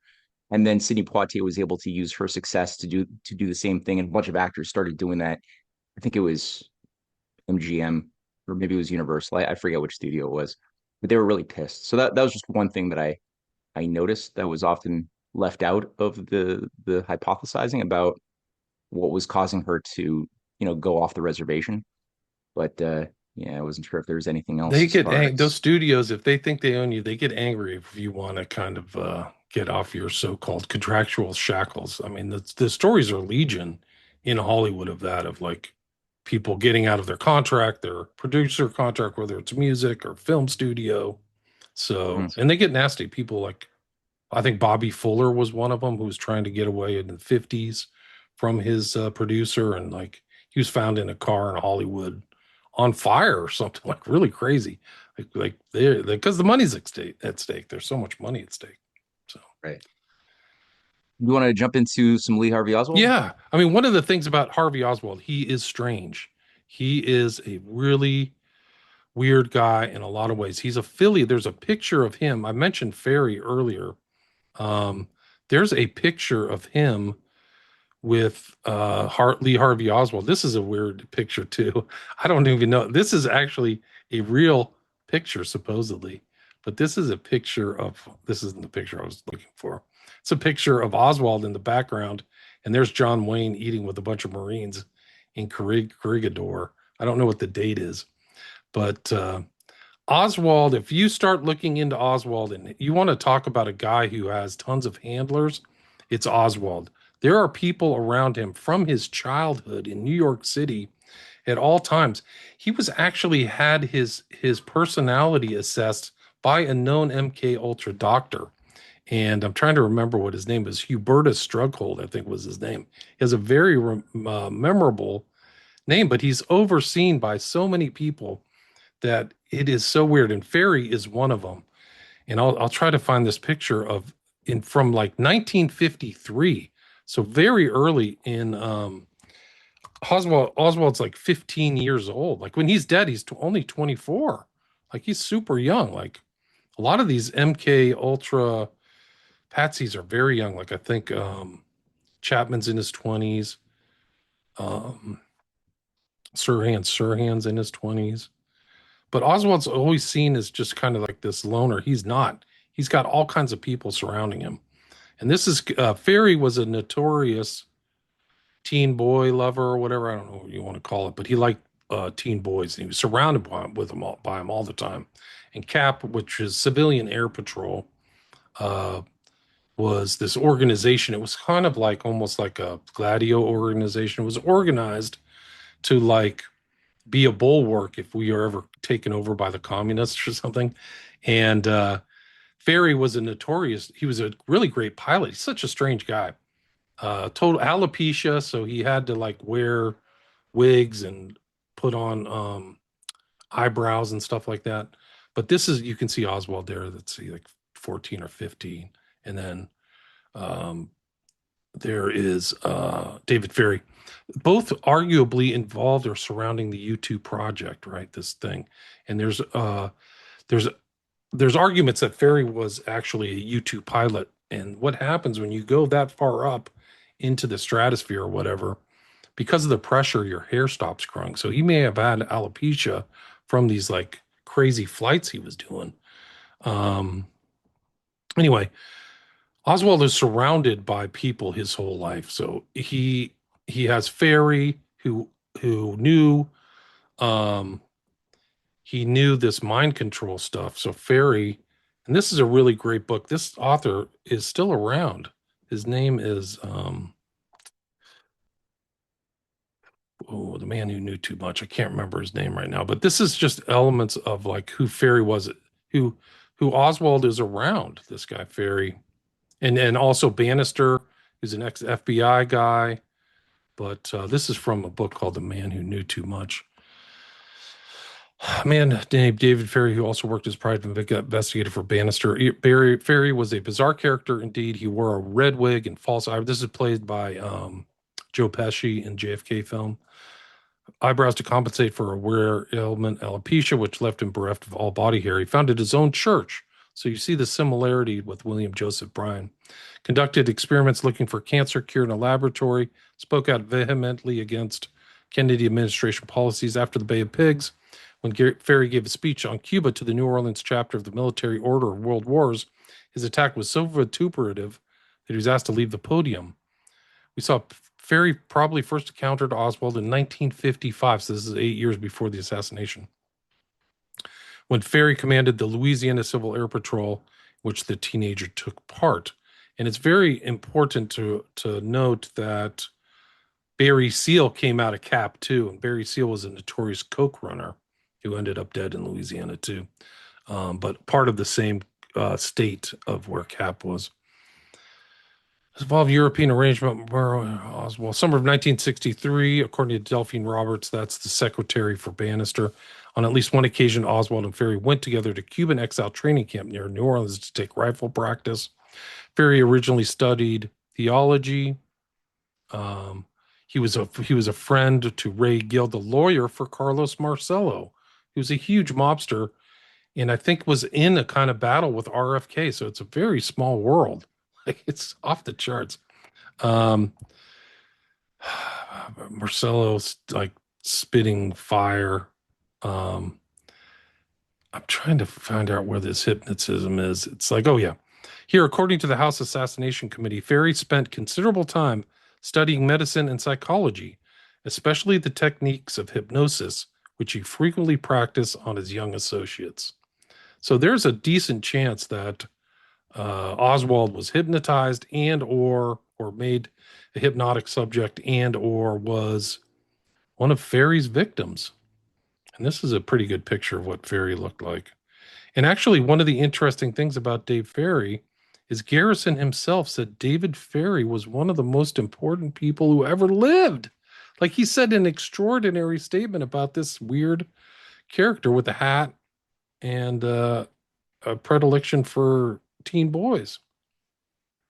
Because Ferry knew all these people, mobsters, gun runners, Bay of Pigs, all kinds of stuff going on with Cuba. And he was a great pilot. He actually flew for like one of the big, like Western Air, like a big jumbo, jet with passenger airline. But let's get back to, it's just interesting that he's around there.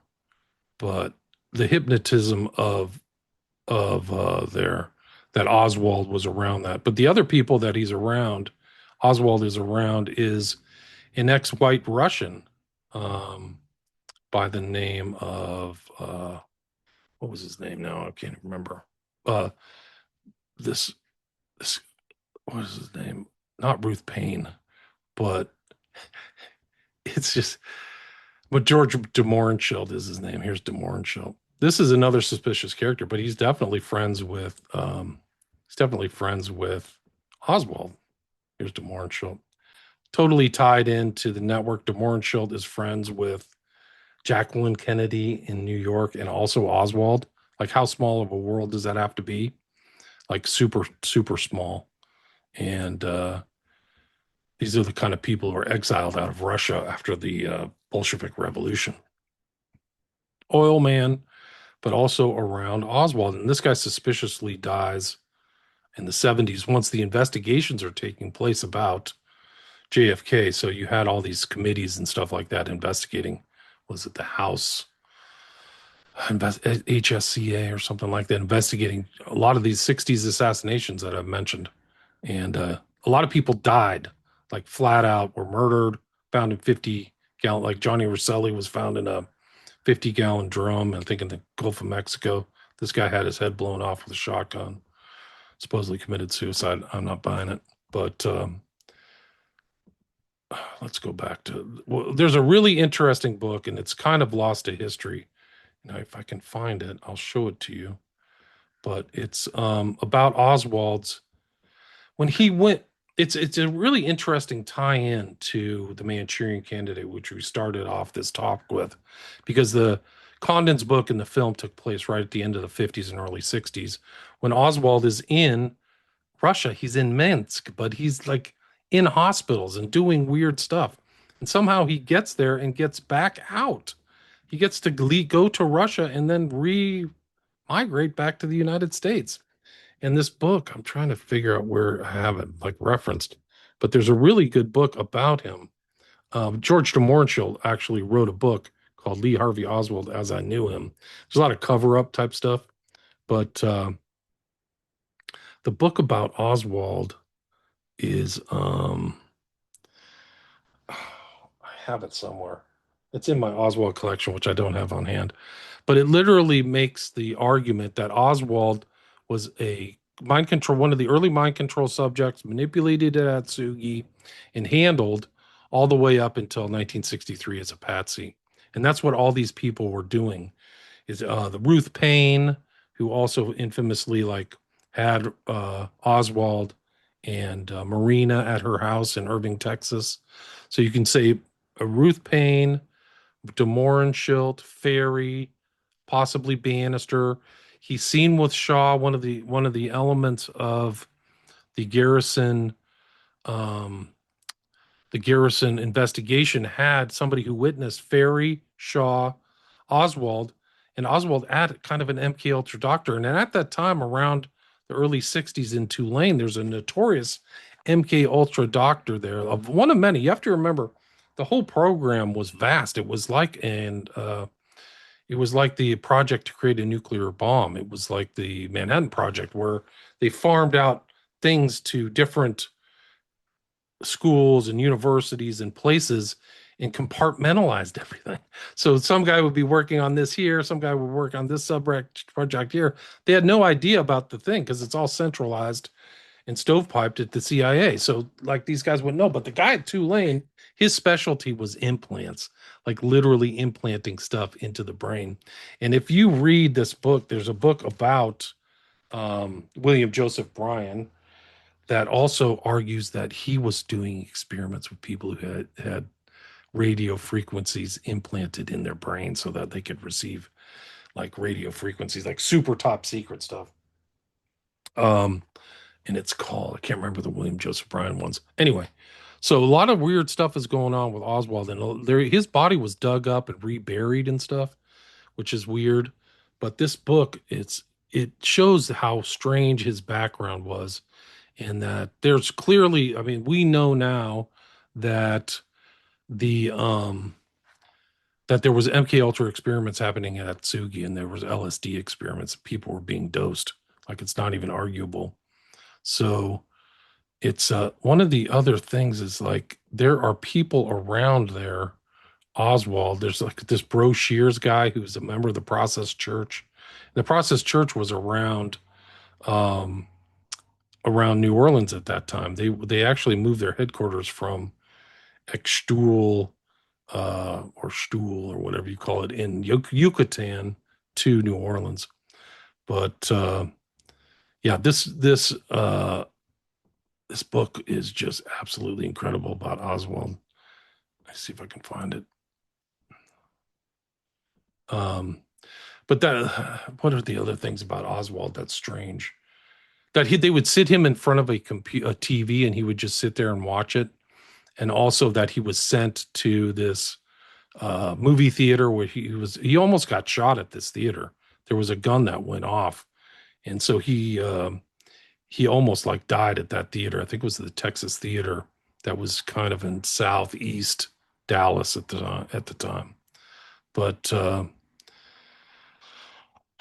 it's just really strange what was going on around there. And also, like, there were also MK Ultra doctors around other people in the JFK assassination. So, for example, there was a guy, John Gittinger, who's kind of notorious as this guy who put together these personality tests.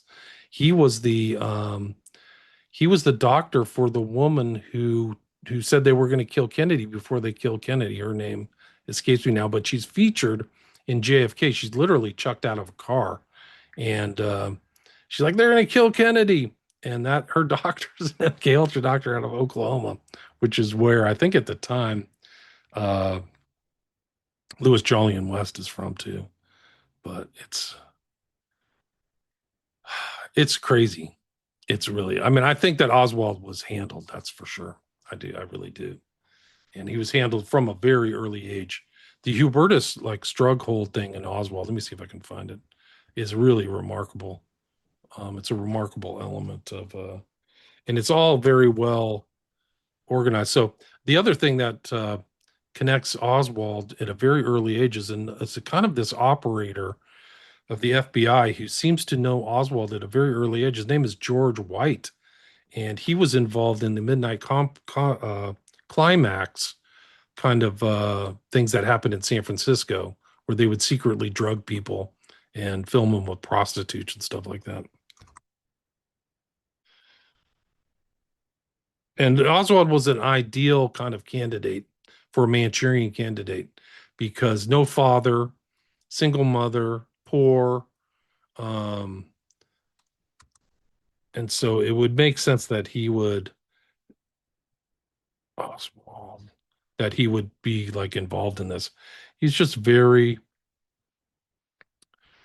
the guy's name was Hubertus Strughold. He did this thing like, is really crazy. I think he was actually, let's see, what was it? Okay, he wasn't connected to Hubertus Strughold. So I forgot the other guy's name. Oswald, early psych test. Renatus Hartogs was the guy's name. That was the guy's name who I found the thing right here. It wasn't Hubertus Strughold. It was Renat, a similar name. The guy's name is, this is from 53, guys. This is an intake psych examination. Psychiatrist from 53. about Oswald. And you could do research on this Renatus Hartogs guy. He shows up in weird places. So this is like 10 years before this. I think Oswald is still a teen here, like an early teen. But he's 13 years old. But this guy is a MK Ultra doctor. I don't know if you've heard this story, but like he's doing this, he's got him down. Probation officer, troubled. Yeah, but you can look into Renatus Hartog's psychiatrist. Oswald with a personality disturbance, passive aggressive tendencies from emotional deprivation. So he's needy. He needs a father figure. And that's probably why he was targeted, because he had all these other father figures around. DeMorenschild, Ferry, and then Ruth Payne there at the end. Ruth Payne's background is really interesting too, because there's like a family tie to like Eastern elites and the founder of MK Ultra himself, which is Dulles. Alan Dulles. The connection is Alan Dulles's girlfriend's mom was like Ruth Payne's mom, or so. No, Alan Dulles's girlfriend's friend was the mom of Ruth Payne, or something like that. Ruth Forbes Payne. But there's like connections going back to Alan Dulles. It's incredible. I wish I had that book at handy. I just didn't have it here, but it is really an incredible book about, okay, here's the one about, this is the one about, if you want to read Have a Bad Day, this is the one about William Joseph Bryan. It's called Project Artichoke. Zodiac was cover to silence witnesses from the RFK investigation. Totally noided. One of the most paranoid books ever written. But it has a lot about William Joseph Bryan if you want to read about it. But this guy, this is like supposedly a confessional. So this guy, it's not a very big book, but Sylvie was like dying. And he's like, this is what really happened. And one of the interesting things about the story is that he thinks that William Joseph Bryan hypnotized a pilot through post hypnotic training to literally crash his plane. Like the pilot crashed his plane close to where William Joseph Bryan was headquartered, like on the East Bay or something like that in Northern California. But this has all those covered. So what he thinks is that the Zodiac was actually a cover, like a psychological operation to cover up killing witnesses from RFK's assassination, which ties into kind of mind control, social engineering, all that stuff. It's really so. Wait, are you saying that the Zodiac victims were tied to the JFK witnesses? The RFK, 68. RFK. Yeah. Were these all people who saw something who were killed, or was it one of the first victims was associated? One of the first victims had some connection to RFK. That's what his argument is. Wow. Yeah, it's really something else. Let me see. He has all this stuff about safe houses, the infamous polka dot dress girl. Just like, let me see. I've got some marks here.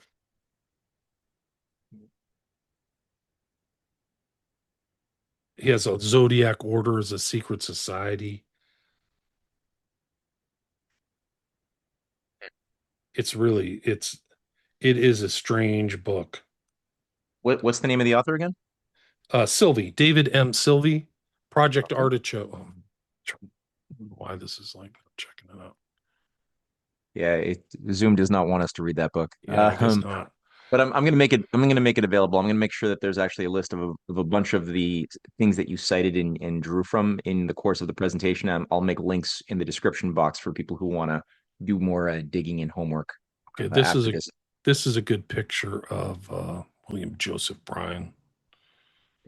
That's kind of like his 50s picture. He actually went into like this really dark 70s era kind of porn producer look.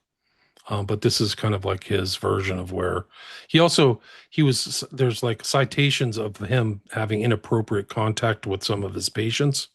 And he infamously said, like, the way I get close to my patients is fornicate with them. So he was using this hypnotism to influence his romantic life, I guess I want to put it. I wouldn't say romantic, his sex life, I guess. Here's one of his books. This is Legal Aspects of Hypnosis. There's some kind of connection between the whites of the eyes and hypnotic trance. That's why it's featured here. But this is interesting too because his foreword is by Melvin Belli. And if you, like I mentioned Melvin Belli earlier, he's connected to Zodiac. He's connected to JFK, to Jack Ruby, to all these people. So there's this weird overlap between, and these guys went and learned these techniques from William Joseph Bryan. So F. Lee Bailey and Belli literally, when Bryan died, Belli was a pallbearer. That's how close he was to William Joseph Bryan. He was involved in all this stuff. It's unbelievable. It's unbelievable stuff. I'm just trying to find this article about this plane flight that supposedly he was okay. It's Pacific Air flight. Let me see. I have it right here. Here's Bryan conducting his seminar. It kind of gives you an idea how big he was. But that's him. That's him in the background. Bryan conducting marathon seminar at Hollywood Beach Hotel. So he actually had offices right on Sunset Boulevard. So his offices, if you know where the Comedy Club is in LA, literally his office back in the day was like 2 blocks away from where the Comedy Club is. But really crazy stuff. Here he is. He was a pilot. This is him flying. I mean, he looks pretty. If you saw this, you would just think, oh, this is a normal guy. That's him on the bottom right. He would fly into Reno and stuff like that. But according to, okay, here's what the book looks like. This is Project Artichoke. You can take a screenshot of this, guys, if you want. That's the one about William Joseph Bryan. It has such a weird information that he literally caused like a plane flight to go down. It's off the charts. There was Pacific Airlines flight 773 was the name of the flight. And your transmitter is garbled, and then the plane went down. So it goes into like commands through the phone, right? Like there's all kinds of weird stuff going on with this. Like he did it as an experiment according to this Project Artichoke book. Let me see if I can find stuff about the flight. Here it is right here. I think it was a post-hypnotic suggestion because somebody had a gun. And he was headquartered in Reno. Like he spent time in Reno, William Joseph Bryan. But this crash, the board's final report on the accident, which all 3 crew members and 41 passengers died, listed the probable cause as the shooting of the captain and first officer by a passenger during the flight. The mid-air murder occurred May 7th. With Flight 773, a twin-engine F-27 prop jet was en route from Reno to San Francisco. The CAB report did not contain any new revelations, but this is the flight. Can't remember what day that's from, but that's in that book that I just showed. Project. Oh, here we go. So the book alleges that this happened because of a post-hypnotic suggestion on somebody, on one of Bryan's subjects. So you can take that with a grain of salt, but that's what he said. Yeah, William Joseph Bryan, interesting thing is the film Zodiac with, what's the actor's name? It's the guy who played Iron Man. He depicts Downey Jr. Robert Downey Jr. Robert Downey, thank you. Robert Downey Jr. He depicts a guy named Paul Avery, and Paul Avery was involved in He was involved in researching both Patty Hearst, where there's tons of MK Ultra doctors, and F. Lee Bailey was her attorney, by the way. So they brought in like the hypnotist apprentice of William Joseph Bryan to be her attorney. You can't write this up. But Paul Avery was involved in Patty Hearst and Zodiac, but he was also a biographer of William Joseph Bryan. He understood that Bryan was involved, and also in Northern California, Bryan was involved in no good. If anybody could find Paul Avery's papers and where they are, I bet they are incredible because he covered Hearst and the Zodiac, which, you know, this is basically saying it's a total cover up, this book. That Zodiac is, there's elements of the Zodiac, which is the, you know, you want to talk about like social engineering and stuff. The fact that they never caught anybody and that it had the same effect in the Northern California area as kind of like the Sons of Sam, but like so many people were scared and freaked out about these deaths. Like the public impact was immense. And so there's some kind of component there, or some kind of like intent to engage in kind of psychological warfare. Well, then you got the obsession around the ciphers too, right? So, and they only decrypted like one of the cipher letters in 2020, and it didn't really say very much, but it created this weird mass psychological obsession about this particular thing. And that's Cynthia and I were actually just watching a movie last night called Angel Heart. You ever see that one? Yeah, of course. Yeah, it takes place in Right. New Orleans of all places. Yeah. Yeah, with Robert De Niro playing the devil, and his name is Cipher, right? Like Ludwig. Lou Cipher, right? Dr. Lou Cipher. Yeah, Lou Cipher. That's it. Yeah. There's But a lot of it has kind of lots occult references in there too. I think there's a Crowley in there too, and yeah. Well, there's an Edward Kelly is in there as one of the personalities, and yeah, it's a soldier who is a up and coming singer, kind of like a crooner, Frank Sinatra type, who sells his soul to the devil. But then something happens in the war in World War II, and he doesn't want to follow through on the contract, and does this terrible ritual with some random poor guy, and he sort of like takes the guy's personality and memories, right, and the guy's fragmented memories slowly come back like 15 years later in a terrible, just the worst way possible. yeah, it's a scary movie. Lisa Bonet's in there. Wow. It's really interesting because her daughter directed a film called Blink Twice, which precedes the drop of the Epstein files, but it's really an Epstein Island story. And it's interesting because her dad and mom are kind of cultural aristocracy, I guess, Lenny Kravitz. And so he's around. There's pictures of him with P. Diddy, who had kind of like Epstein parties, and Trump. So their daughter made this film, which I think was kind of a revelation of the method, like amnesia and all this mind control and scopolamine, angel breath, which is what they use in Colombia to get people to remember, forget stuff. So their mind control themes are there and in the Epstein files for sure. Do you want to shift gears into some Q&A with the audience? Yeah, I'm ready. Let's do it. Yeah? Okay. First person I saw who got in there was Richard Moore. Yeah, I have a comment and a request. The comment is about Marilyn Monroe.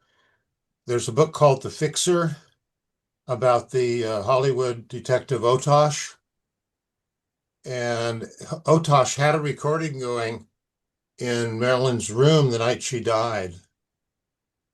And RFK was there. I forget the name of the other person. And she was screaming and shouting, and then suddenly she was quiet. Like they put a pillow over her head or something. So I just thought I'd give you that. Yeah, that's a fake story. That's a fake story. Oh, is it? Yeah. I ran into him. He's such a shady character. He made all this stuff up. There's no recording that's okay. Yeah. Well, thank you for that. Then the request is if there's time, and if you could say a little bit about Eyes Wide Shut, especially what I heard is there was like 40 minutes or something taken out of the film after they killed him.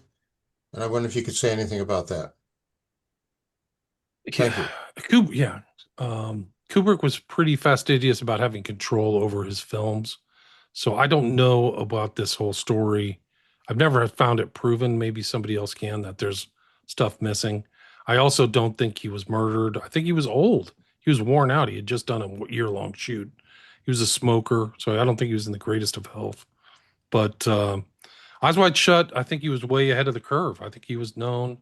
I think that these things he was really kind of it's based on a film by, it's a book called Traum Novelle, or Dream Novel. But can't remember the author's name right now. It's not Kunstler, but something like that. He's an associate of Freud. But it was something that Kubrick wanted to make for like 30 years. But he was way ahead of the curve, and I think that it's interesting because it ties into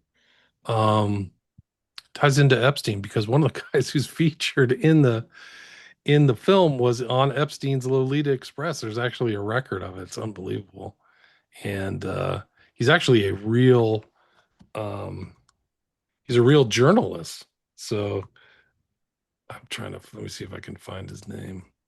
But I think that it's an important film, and it's only improved over time. But there's all kinds of stars of Ishtar in that film, and there's also a star of Ishtar on Little St. James. So there's all kinds of tie-ins to these elite kind of secret society type situations. But I do think that he was way ahead of way ahead of his time. And I think that these guys were doing these kind of weird Eyes Wide Shut parties for sure. But let me see if I can find this guy who's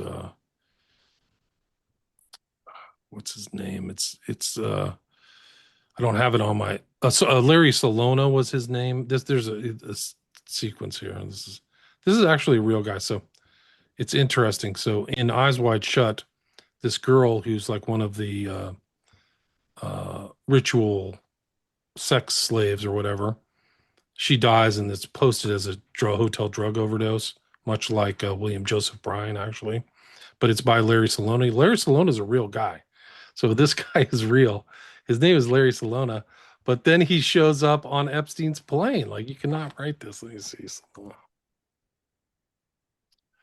This is actually from one of the Epstein files. Let's see. You can actually see the Epstein number here, which is the Bates number is EFTA 012-46931. And 1999, Larry Salona rides with Epstein, Ghislaine Maxwell, and others on the Lolita Express from Teterboro to Palm Beach for a short weekend. He's literally like, this is when Eyes Wide Shut came out too. So how much did Kubrick know about Epstein through Salona? Maybe that was the inside nod, is that he put Larry Salona in there because Larry's hanging out with Epstein. So that's, I can do a whole show. I've done a 4-hour show on Eyes Wide Shut, all the secret meanings, the masks, the aristocratic stuff, the red theme of everything in there, who Alice is, the secret pedophilia, the pedophilia symbols that are all over throughout that, the secret society masks, Bob Hope. I mean, I could just, that's a whole nother show. I could do tons of stuff on that background. There's actually, I'll just say one thing before I go to David, and I might ask you at some point down the line to do a presentation just on condensing your research on the Eyes Wide Shut thing, but on the issue of Frank Otash, which does kind of overlap with what you just said, is that he was also friends with Roman Polanski. He's a tabloid writer, like a Hollywood tabloid writer, and so he would farm out his private investigating skills to different tabloid hacks that wanted dirt on whoever, right? But he was friends with Roman Polanski, and Roman Polanski made Chinatown and had the character that Jack Nicholson plays modeled directly on Frank Otash. Wow, I didn't know that. Yeah. So then on two levels, you got Stanley Kubrick being brought, like, overlapping as well from his friendship with Nicholson, and also his, I think he produced the Lolita movie too in 1962 that kind of started normalizing, or at least bringing it to the psyche, this weird pedophilic relationship and how that worked in. So anyway, there's just these weird, strange things. So just want to throw it in there. David, I know that you had a thought or two to share. Howdy. Hey, what's up, William? That was great. Hey, Dave. How are you? Good. Thanks. It really has so many fun facts. There's so many, it's good that we stopped. If you went on for 10 hours, I mean, we'd not, that would be overload. My brain would be mush. Because yeah, so many things that could be investigated here. It just reminds me though, again, like the amount of amazing films and stories, right, that could be told with just this information that you're, bringing to the surface here. I mean, there could be like 10 amazing JFK films. You know what I mean? Like so many MK Ultra style films and stuff. It'd be so great. And I was just like, there's been a lot of hype around. I went to see the movie Obsession, which it was made on a budget of $750,000, and now it's grossed over $400 million. So it's like broken all the records. And yeah, I remember seeing a Manchurian Candidate, like a film like that. Yeah, I mean, you don't need a crazy budget to make something really groundbreaking and amazing like that, right? You don't really need, as long as you're not using like, it's not like some war scene in Troy where you need like 100,000 extras or something.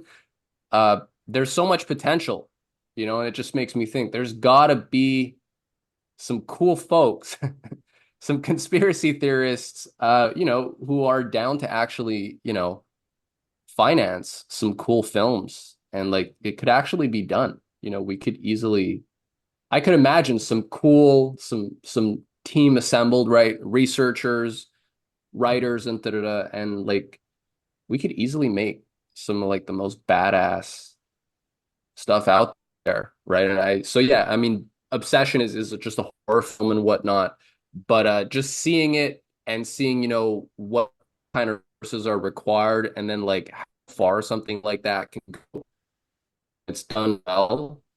That's just reminder that yeah, figuring out ways to make this kind of info and these stories more accessible to a wider audience. There's so much potential, and like these stories almost write themselves, right? There's just so much drama and mystery, right? So yeah, it's great. I really appreciate you bringing all this to our attention. Thanks. Yeah, no, there is. The real stories are incredible. Like I've done 10 hours on Manchurian Candidate alone. You can check it out on I think it's just all on my either on my Patreon or it's on my podcast. You can listen to the audio of it, but it's the real story, the real history is real. These guys are all controlled, they're all handled. And that's really what's remarkable. Chapman, all even up into the present, like some of these other guys like Crooks and Ruth. But Chapman, Ray had this secret guy named Raoul who was following him around and gave him money. And then Oswald is he's not independent at all. He's just not independent at all.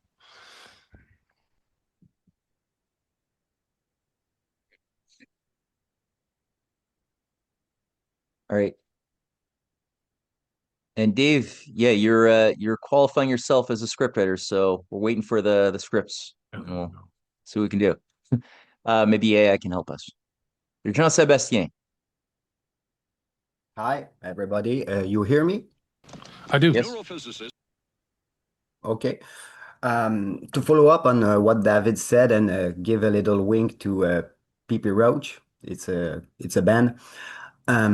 Obsession is a possession, and I am indeed possessed. So here's the question. We've talked about the MK Ultra, and the title of the show was Occult Hollywood Masterclass. So here's the question. MK Ultra, do you think it's mainly done from an inside job to some people, like the killers, the candidate and everything? Or will there also be some technique used on us, the watchers? We see Cathy O'Brien, for example, as an MK Ultra victim, but maybe in fact we are the victim of that scam. Because if we can prove at one point that some of these storylines of the past were false, then why were they planted? They were there for us to be confused. So I think some Gladio operation or some agent from the past stay low, become vanguard, and can be reused later on. All this just to precise that I'm not taking this on the side that it is happening. Really, I'm thinking about the structure beneath it. Everything from Hollywood is télédiffusion, it's telecom, and telecom is military. So as the pharmacants do, we give the poison and the medicine at the same time. So how about the military use the MK Ultra also to gain some traction from the views, from putting all the mechanism of telediffusion to the maximum, bring the most of confusion, the bigger fog of war. And I hope some people around here probably have already read Michael Aquino's Mind War. It's a pretty good book. And it's on that book that I based what I'm telling you right now. So I'd like your opinion on the MK Ultra pushed on us instead of them. Yeah, it's a great question. I think that you can go back to the brain warfare speech that Alan Dulles gave on April 10th, 1953. And it was at the National Alumni Conference. I can bring that up. Let's see if I can bring it up. But it's an important speech for a lot of reasons because it was the kind of ideological predicate to the MK Ultra program. And it was, I think it was like before the formal, this is it, I can share the link too. It's from the CIA reading room. But what he says in here is really important. He calls it brain warfare, but he says the application of collective and individual programs. So he actually states that he wants to do something for collective reasoning, collective reasons. So I think when part of your question is like the individuals that have been tampered with, Kathy O'Brien, somebody else are answering. We're thinking about that, but Dulles is thinking on like collective, and we don't know what some of these programs are. This whole disclosure thing, global warming, global freezing, QAnon, just the application of TV. Even William Joseph Bryan said TV itself. You mentioned television. I'll bring up Joseph Bryan. He literally says it's a form of low-level hypnotism. Like when you see Bryan talk about that, you'll be like, "Oh man, I'm not getting on this." I'm trying to find the statement here where he talks about collective application of these ideas. But let me see if I can put this in the show notes. Could you share this document in the chat box so Yeah, I can I'm get trying it? to. I'm just would be great. Slow. Let's see.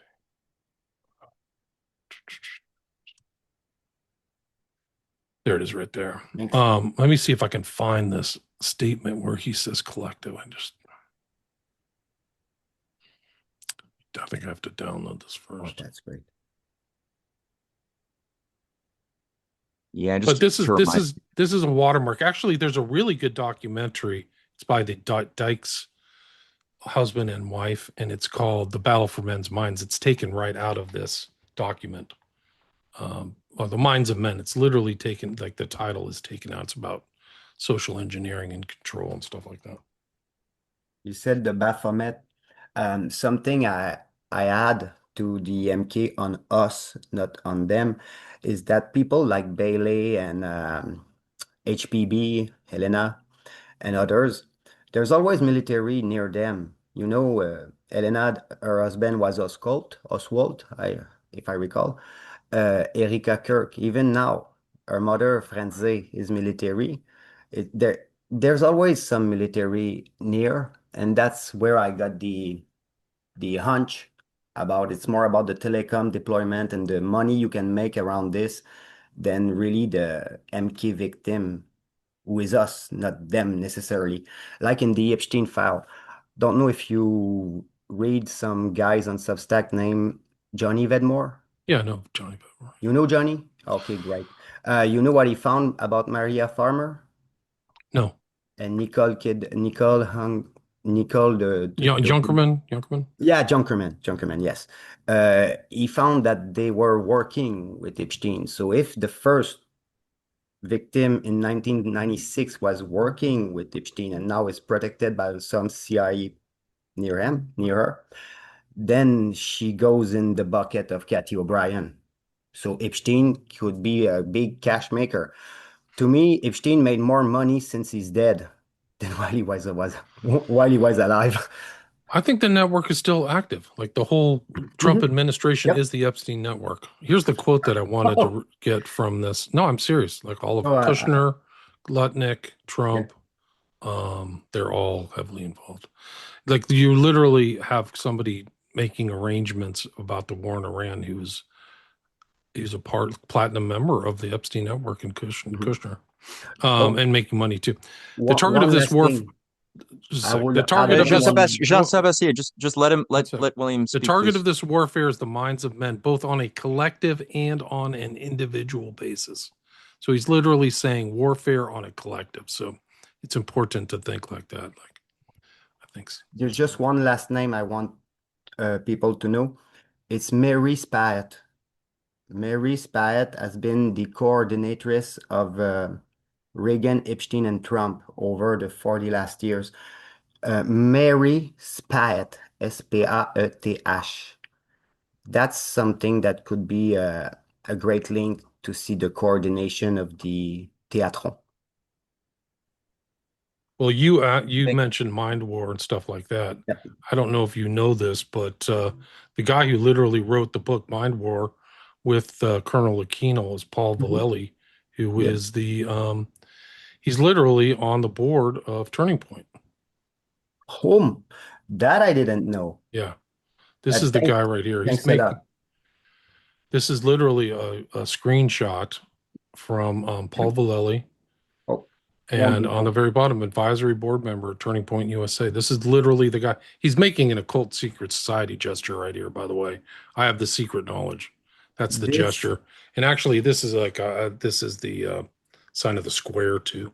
Like they square their arms. So he's on Turning Point. And I can find the cover of Mind War, and it's just like, there it is. His name's he was the primary writer. Aquino actually wrote it as an adjunct with Vallely. He was all over Fox News. So you want to talk about application of MK Ultra and some of these Mind War things. This guy's on Fox News all the time. Vallely is. Oh, really? Thanks. That's a great angle that you just given me. Let me see if I can bring up that cover of Mind War. Right. On this issue, I'm gonna go to Monty, who has a question because it deals with the Roy Cohn network that I think really dovetails into this question really well, and then we'll go to Brett. Monty, are you there? Yes, William, thank you very much. Do you have any opinion on the hypothesis that Trump is a subject and has been the subject of an MK Ultra program, particularly since his association with Roy Cohn, Operation Monarch? It appears just there seems to be a valid hypothesis. I would wonder if you would elaborate that. And also, as of June, Representative Luna of Florida is having hearings on MK Ultra in Congress, and one of the witnesses was Stephen Kinzer, who is the author of the book on Sidney Gottlieb, Poisoner in Chief, who gave testimony. And it's also interesting that what's coming out is Richard Helms ordered Sidney Gottlieb to destroy all the files, which he did on. That's what he said he did. Like, yeah. So your opinion on those? Your opinion? Well, I don't think they destroyed anything. I think they probably just got rid of some stuff they wanted. They told the public they destroyed the files. Once they kind of come in the 70s, the focus was on them, so they had to come up with stuff. But I think this is still ongoing. I don't think there's any question about it. I think that the hearings are interesting because they're putting the ideas in front of the public mind, which I think is very worthwhile. And I would recommend both of those books that those guests had, which is Chaos and Poisoner in Chief. But whether Trump is a subject of mind control, I have no idea. He acts very strange. I think he's definitely a subject of an influence operation because he doesn't know how to get information himself. He relies on other people. And so I think that they're manipulating him into thinking they're trying to assassinate him, or Iran's trying to assassinate him, when it's actually other parties. But this is the old cover of Mind War, and there's Paul Vallely right there, Commander, above Aquino. It's with Michael Aquino, 1980. Sap to Minor Psychology of Victory. What's your information? I'm going to ask you a question. What information do you have that would indicate Trump is under some kind of program? Well, just my observation, in particularly going back to Roy Cohn and his association with Roy Cohn and those networks, he seems to be playing out the same kind of a mindset that Roy Cohn, and it appears increasingly as his behavior is becoming ever more erratic.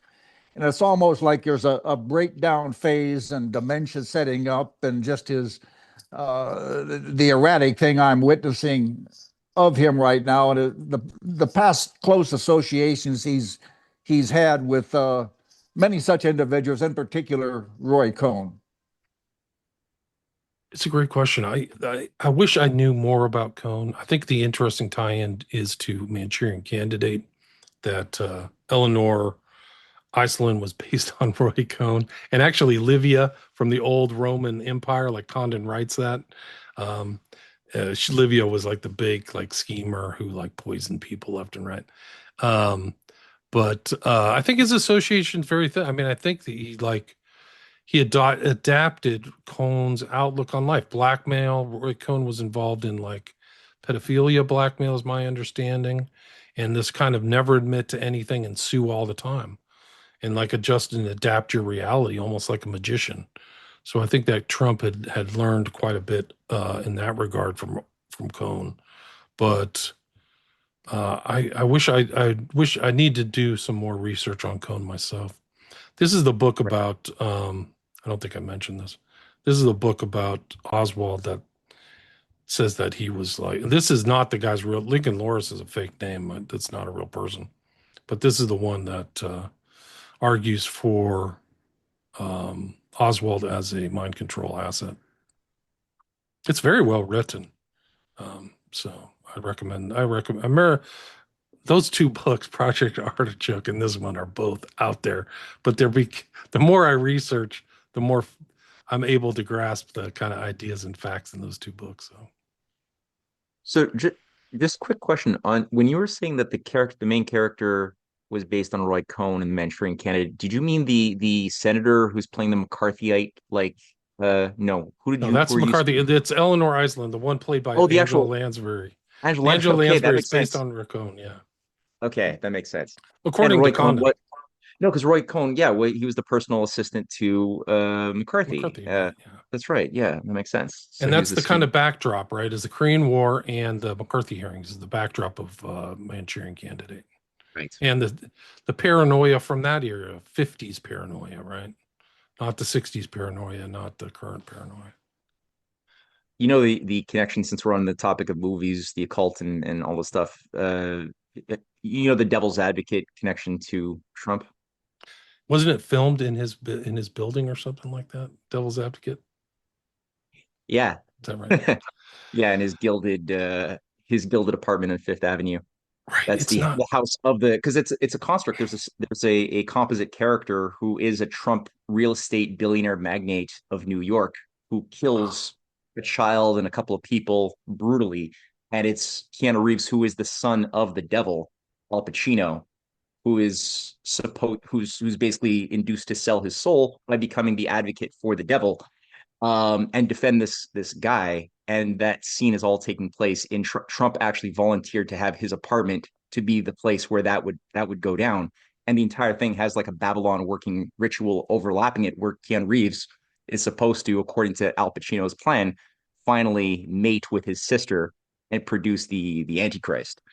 So yeah, that for me was the most jarring piece of information, more so than a lot of the political disgusting stuff that I found pertaining to the Trump overlap connection with a lot of these nefarious Epstein networks. That for me bothered me more than all of the other stuff, actually. Yeah, he's all over the Epstein files, like in a big bad way. On the subject of Trump, this is him in front of the Tesseract. He's literally showing off his occult knowledge here, because most of the public, this is like something you used to have to learn by being initiated. But watch this video. Watch this. This is incredible. And also stacking these like boxes is also kind of Masonic too. I don't know. $5 each. Tell you what, I'll counter that offer. So what he's showing in his door there is the square within the square. And in the occult, that's called a hypercube. And it really symbolizes the control of the person controlling somebody else. It's about control. And this is in, you want to talk about the occultism and Epstein. It's in Eyes Wide Shut. It's in, there's actually a square within a square in The Shining. And Kubrick knows it. And so does Polanski, which is really incredible. Like, you cannot believe this stuff. But so that's Trump in front of the square within the square. And then we'll go in, I'll show you some other ones. This is just a total riff. This is what the hypercube looks like. This is Mark Passio. He's an ex-Satanist. He's explaining what the hypercube is. This is a speech from 2016. The hypercube is one of the most occulted symbols within dark occultism. I think that's the redundant right there. It's supposed to be dark. Yet it is found prevalently throughout our society in the form of octagonal symbolism. The hypercube is a representative of a four-dimensional object. At 3 dimensions, it appears a cube within a cube. It represents never-ending prison, which perpetually renews itself, or in other words, hell. So, like, you can put people in there. This is incredible. This is literally a tesseract or cube within a cube at Epstein Island with girls in it. So they're like massaging each other. But look at the display on the ground there. And it's either a sonogram or some type of like skin thing going on there. But this is one of many tesseracts. Oh, here's an even better one. Here's a tesseract John Wick. This is from John Wick. Like, I see these things all the time. He's walking around cube within a cube. This is an important sequence from John Wick. He's walking around the cube within a cube. Here's some other much more. This is a bigger tell right here. This is literally a room on Little St. James. So you're literally on a carpet of cube within a cube. Like, you can't write this stuff. Here's another one. This is like the bathroom up to that room. This is Little St. James. Like, imagine like the kind of the shameful joy or whatever you get, like knowing their blackmail victim is like in these rooms, and they're totally unknown about all this stuff.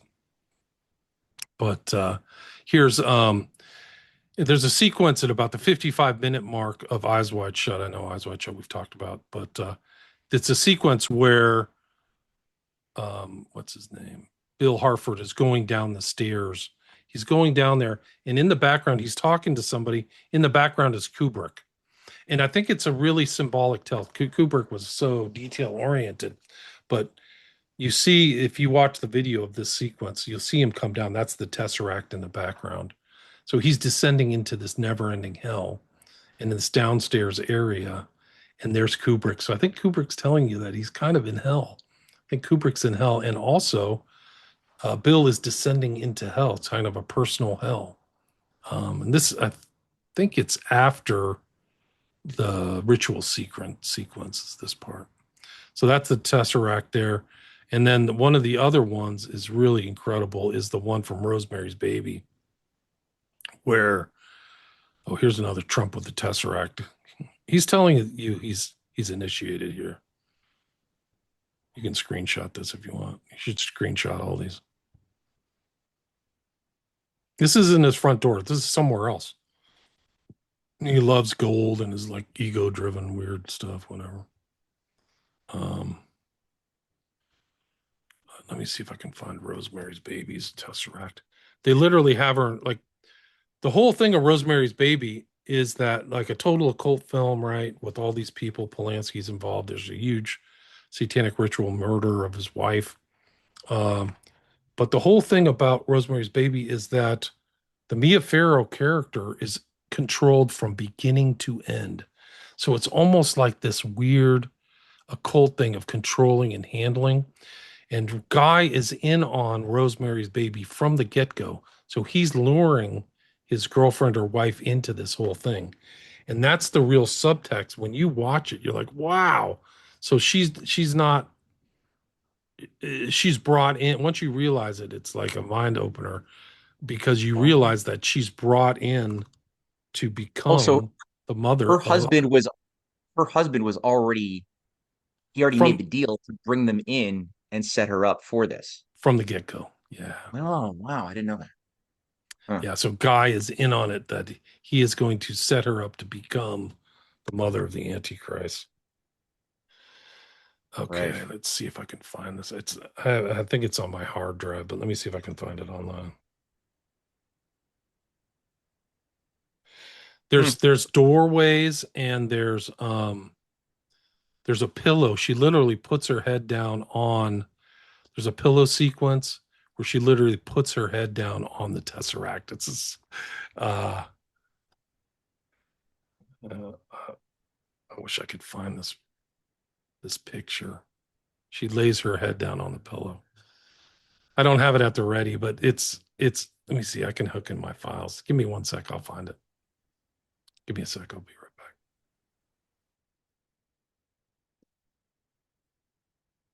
It's a fine line.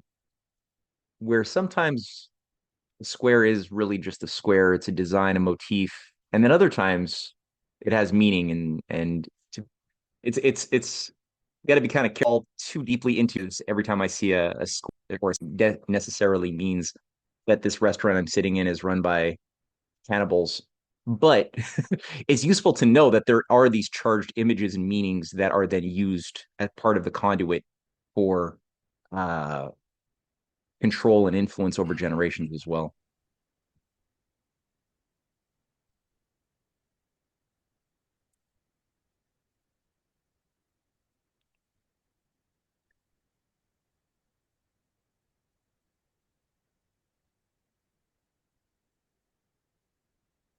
It's basically an image you're thinking about of Mia Farrow with her head on a pillow that has the motif of the Tesseract on it. Because I think we'll all believe you at this point. You don't have to break your head over it. I actually just reposted a 3-hour episode on Rosemary's Baby in my on my Patreon. You can check it out. We go through everything.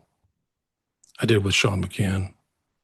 Yeah, send me a link to your Patreon account. And There's I'll other make sure interesting people... things. Is God dead? There's also a book by Sammy Davis Jr. in there. It's really something else. Really? Yeah, send me a link to your Patreon after this is over, and I'll make sure I include that in the description box. Do you have time for one more question? Or no, you're still looking. Okay, we'll let you look.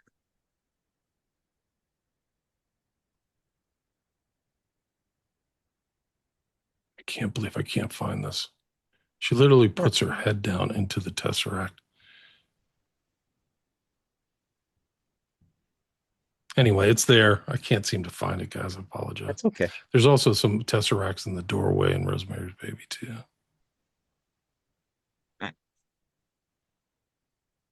Yeah, there's a lot. There's a lot of... Anyway, okay. So the Tesseract is a really important kind of component of all like these secret symbols and stuff like that that are in these films. That there's one from AI too. There's like Tesseracts all over the place.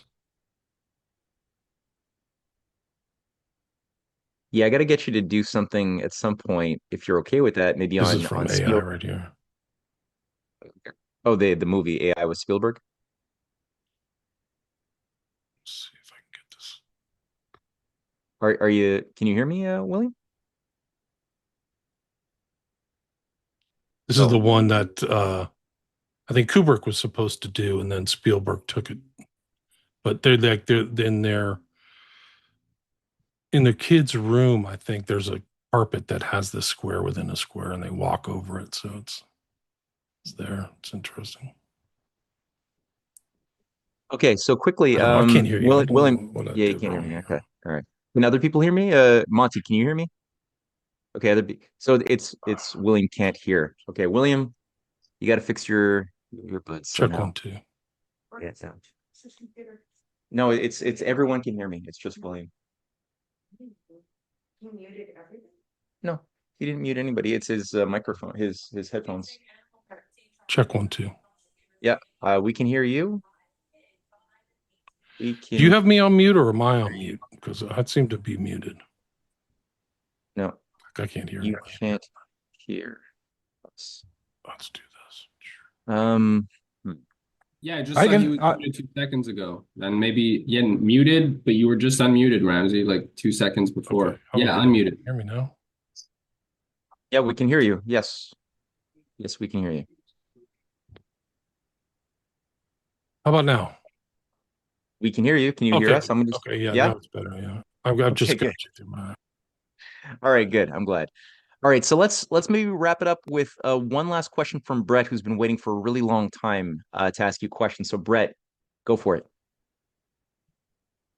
Hey Ramsey, thanks for waiting for me, by the way.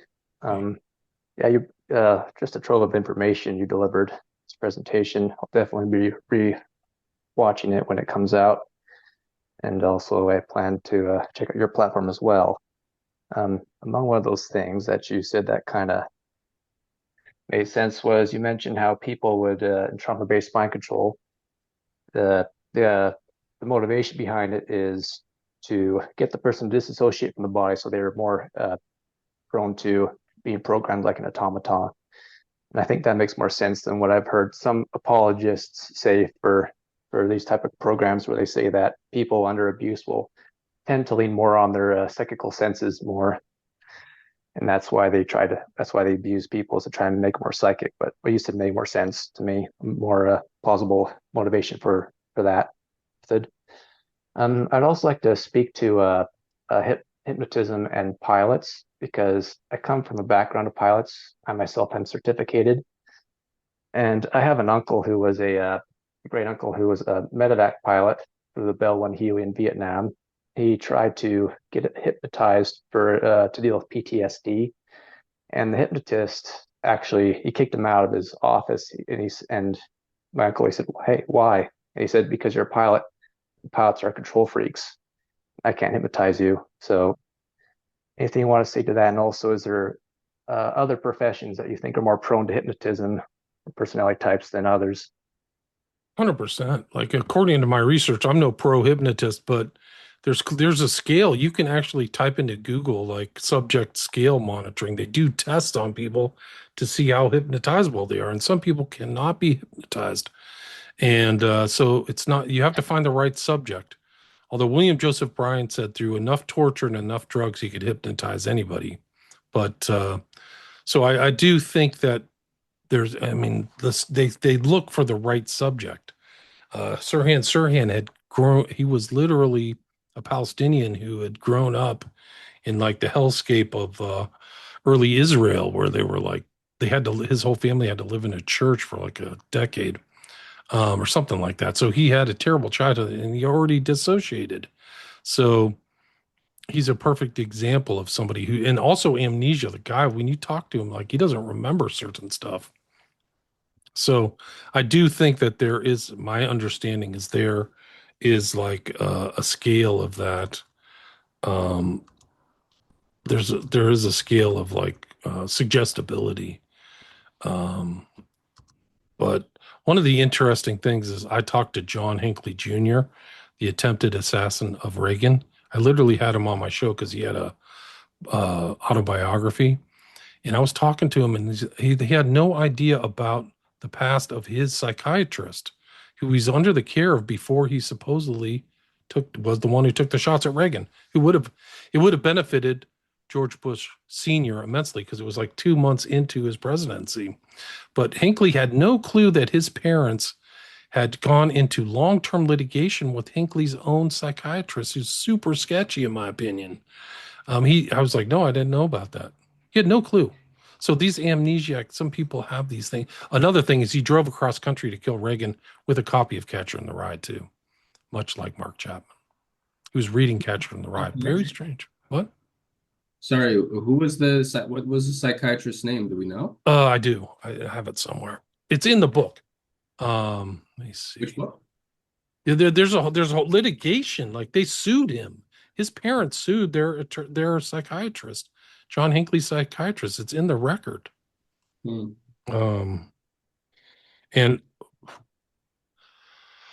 there's weird pictures of Hinckley and Chapman both with guns in their heads. Like, what are they trying to establish for the public, right? Like, why are they both making the symbol? I can pull it up for you right now. Like, Matt has his hand over his face. Matt's like crashing out. You're doing a good job, William. Usually Matt can keep it together. He was diagnosed. The doctor. I was gonna add something while you're searching.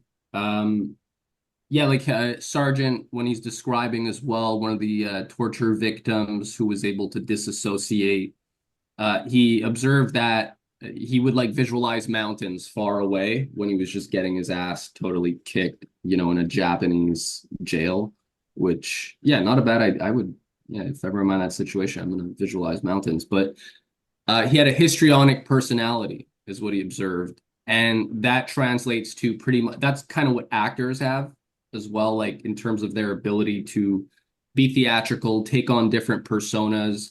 And that's why they make for good MK Ultra programming targets as well, because they already have that personality type that, is attuned to just playing someone else. And their own personality, most of it isn't really that deep, that they have a special talent. They're a special kind of creature.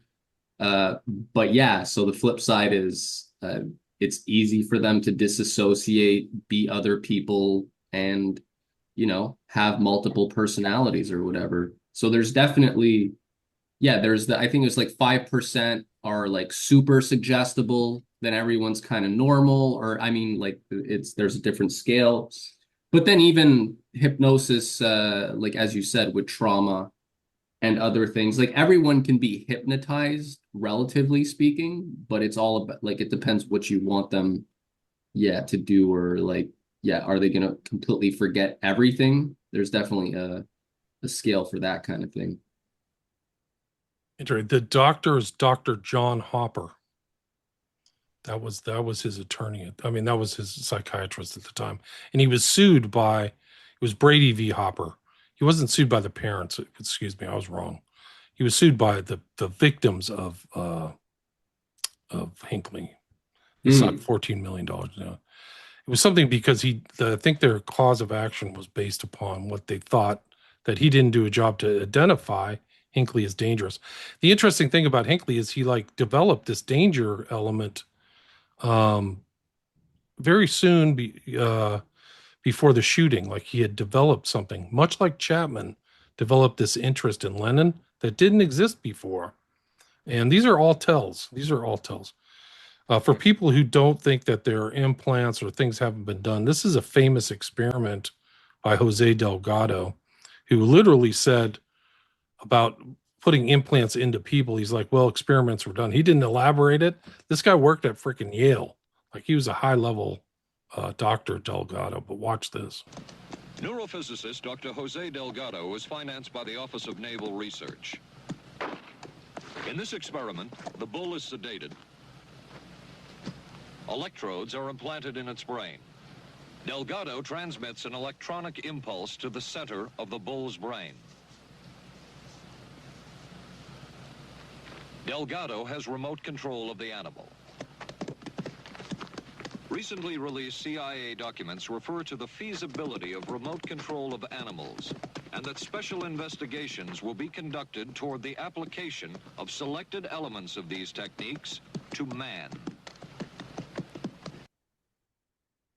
Bam. So that was it. Yeah, that's anyway. That's a big part of the film too. The Whitley Strieber book, Communion, that was turned into a movie with Christopher Walken. That was part of that story too. Is you got these implants, right? That the alien abductors who are actually wearing masks of the Greys that are abducting and anal probing Christopher or Whitley Strieber are implanting stuff in his skull that it's again very demonological and satanic, because it's kind of also acknowledged that these things are doing these rituals, but then he finds a way to love them, and then he ends up at the very end picking up the mask given to him because he knows that he has to pass on this gift to his kid. But these implants are sort of hovering over the thing, right? Wow, interesting. Streeper has an interesting background too. I would say he has an occulted background. I would say it's interesting how many people involved in ufology are occultists. Well, yeah, he was touring with the Process Church of Final Judgment for a few months when he had his fragment or his lost memories. He happened to be doing a documentary with the Process Church and has no idea how to connect those two weird things together. For him, he didn't make them align yet. Surprise. Right. Yeah. Those guys were involved in a lot of stuff, and they're around certain events. They're around Manson. They're around like one of Ed Sanders' books. They actually got sued. He got sued by the Process Church and had to take a whole chapter out because of the litigation. Because he did a whole. I have that chapter about the Process Church by Sanders, but they're all. They were very sensitive at the time, actually. And actually, Bugliosi mentions the Process visiting Manson in jail in the number one selling crime book of all time, Helter Skelter. Wow. Don't ask me how I remember that. So there's a lot to talk about, guys.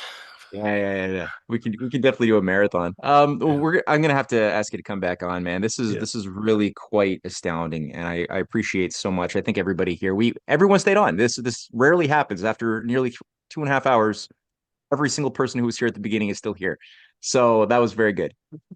William, all of your books, you've written prolifically. Your channel is incredible. My mother and grandmother are watching the show right now, and they just testified in the comments section that this is incredible. People have to subscribe to your work. And again, your Patreon, people who are not yet, if you don't know about it, I didn't know about it, get the paid upgrade to the Patreon, get all of the extra material. I would love to get that secret chapter as well, or the suppressed chapter as a personal thing. Dave, did you want to throw out a last thought or question? I see your hand is still up before we round it out. No, sorry. Lowering my hand. Okay, cool. Great and stuff. Substack, Jean Sebastien is asking, are you on Substack? I just started a Substack page, so you can check it out there. You can check out a lot of the things there. The book I recommend by Ed Sanders about the RFK, I will show it now. I actually found it.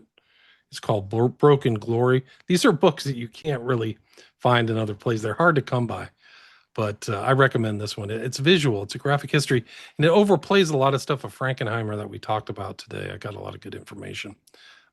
Broken Glory, Final Years of Robert F. Kennedy, fairly recent, just to kind of go over these books. Then the other one was Project Artichoke. Zodiac was the cover for Silencing Witnesses from the RFK Assassination. And then the other one was We Were Controlled by somebody who I don't know who he was, but his pen name was Larry Lawrence. Lincoln Lawrence, excuse me. Okay. We're going to have links to all of those in the description box. I'm just noticing somebody wrote something in the chat. I just want to see if that's cold. Okay. I don't know what that means. Okay. All right. Also, thank you. Thank you for having me. It's great to be here. Also, if you're like a visual learner like me, like I like pictures, I have 5 visual documentaries on some of the subjects I covered today on my Patreon. Occult Hollywood, the Smiley Face Killers Phenomenon, Crowley, and Children of the Beast. I did a 3-hour documentary on Crowley's influence on culture. And I know that was kind of like the theme that we came up with before we, talked about other subjects. So if people want to do that, like that's actually people like that book. Of all the books I've written, my best, at least my star rating on Amazon's for Children of the Beast. So people can check that out. All right. All the links will be in the chat box, or not the chat, in the description box. Thank you so much, William, and thank you everybody for joining us this week, and looking forward to touching base with everybody again next Sunday, same time. All right. Bye, y'all. Thanks for having me. Thank you.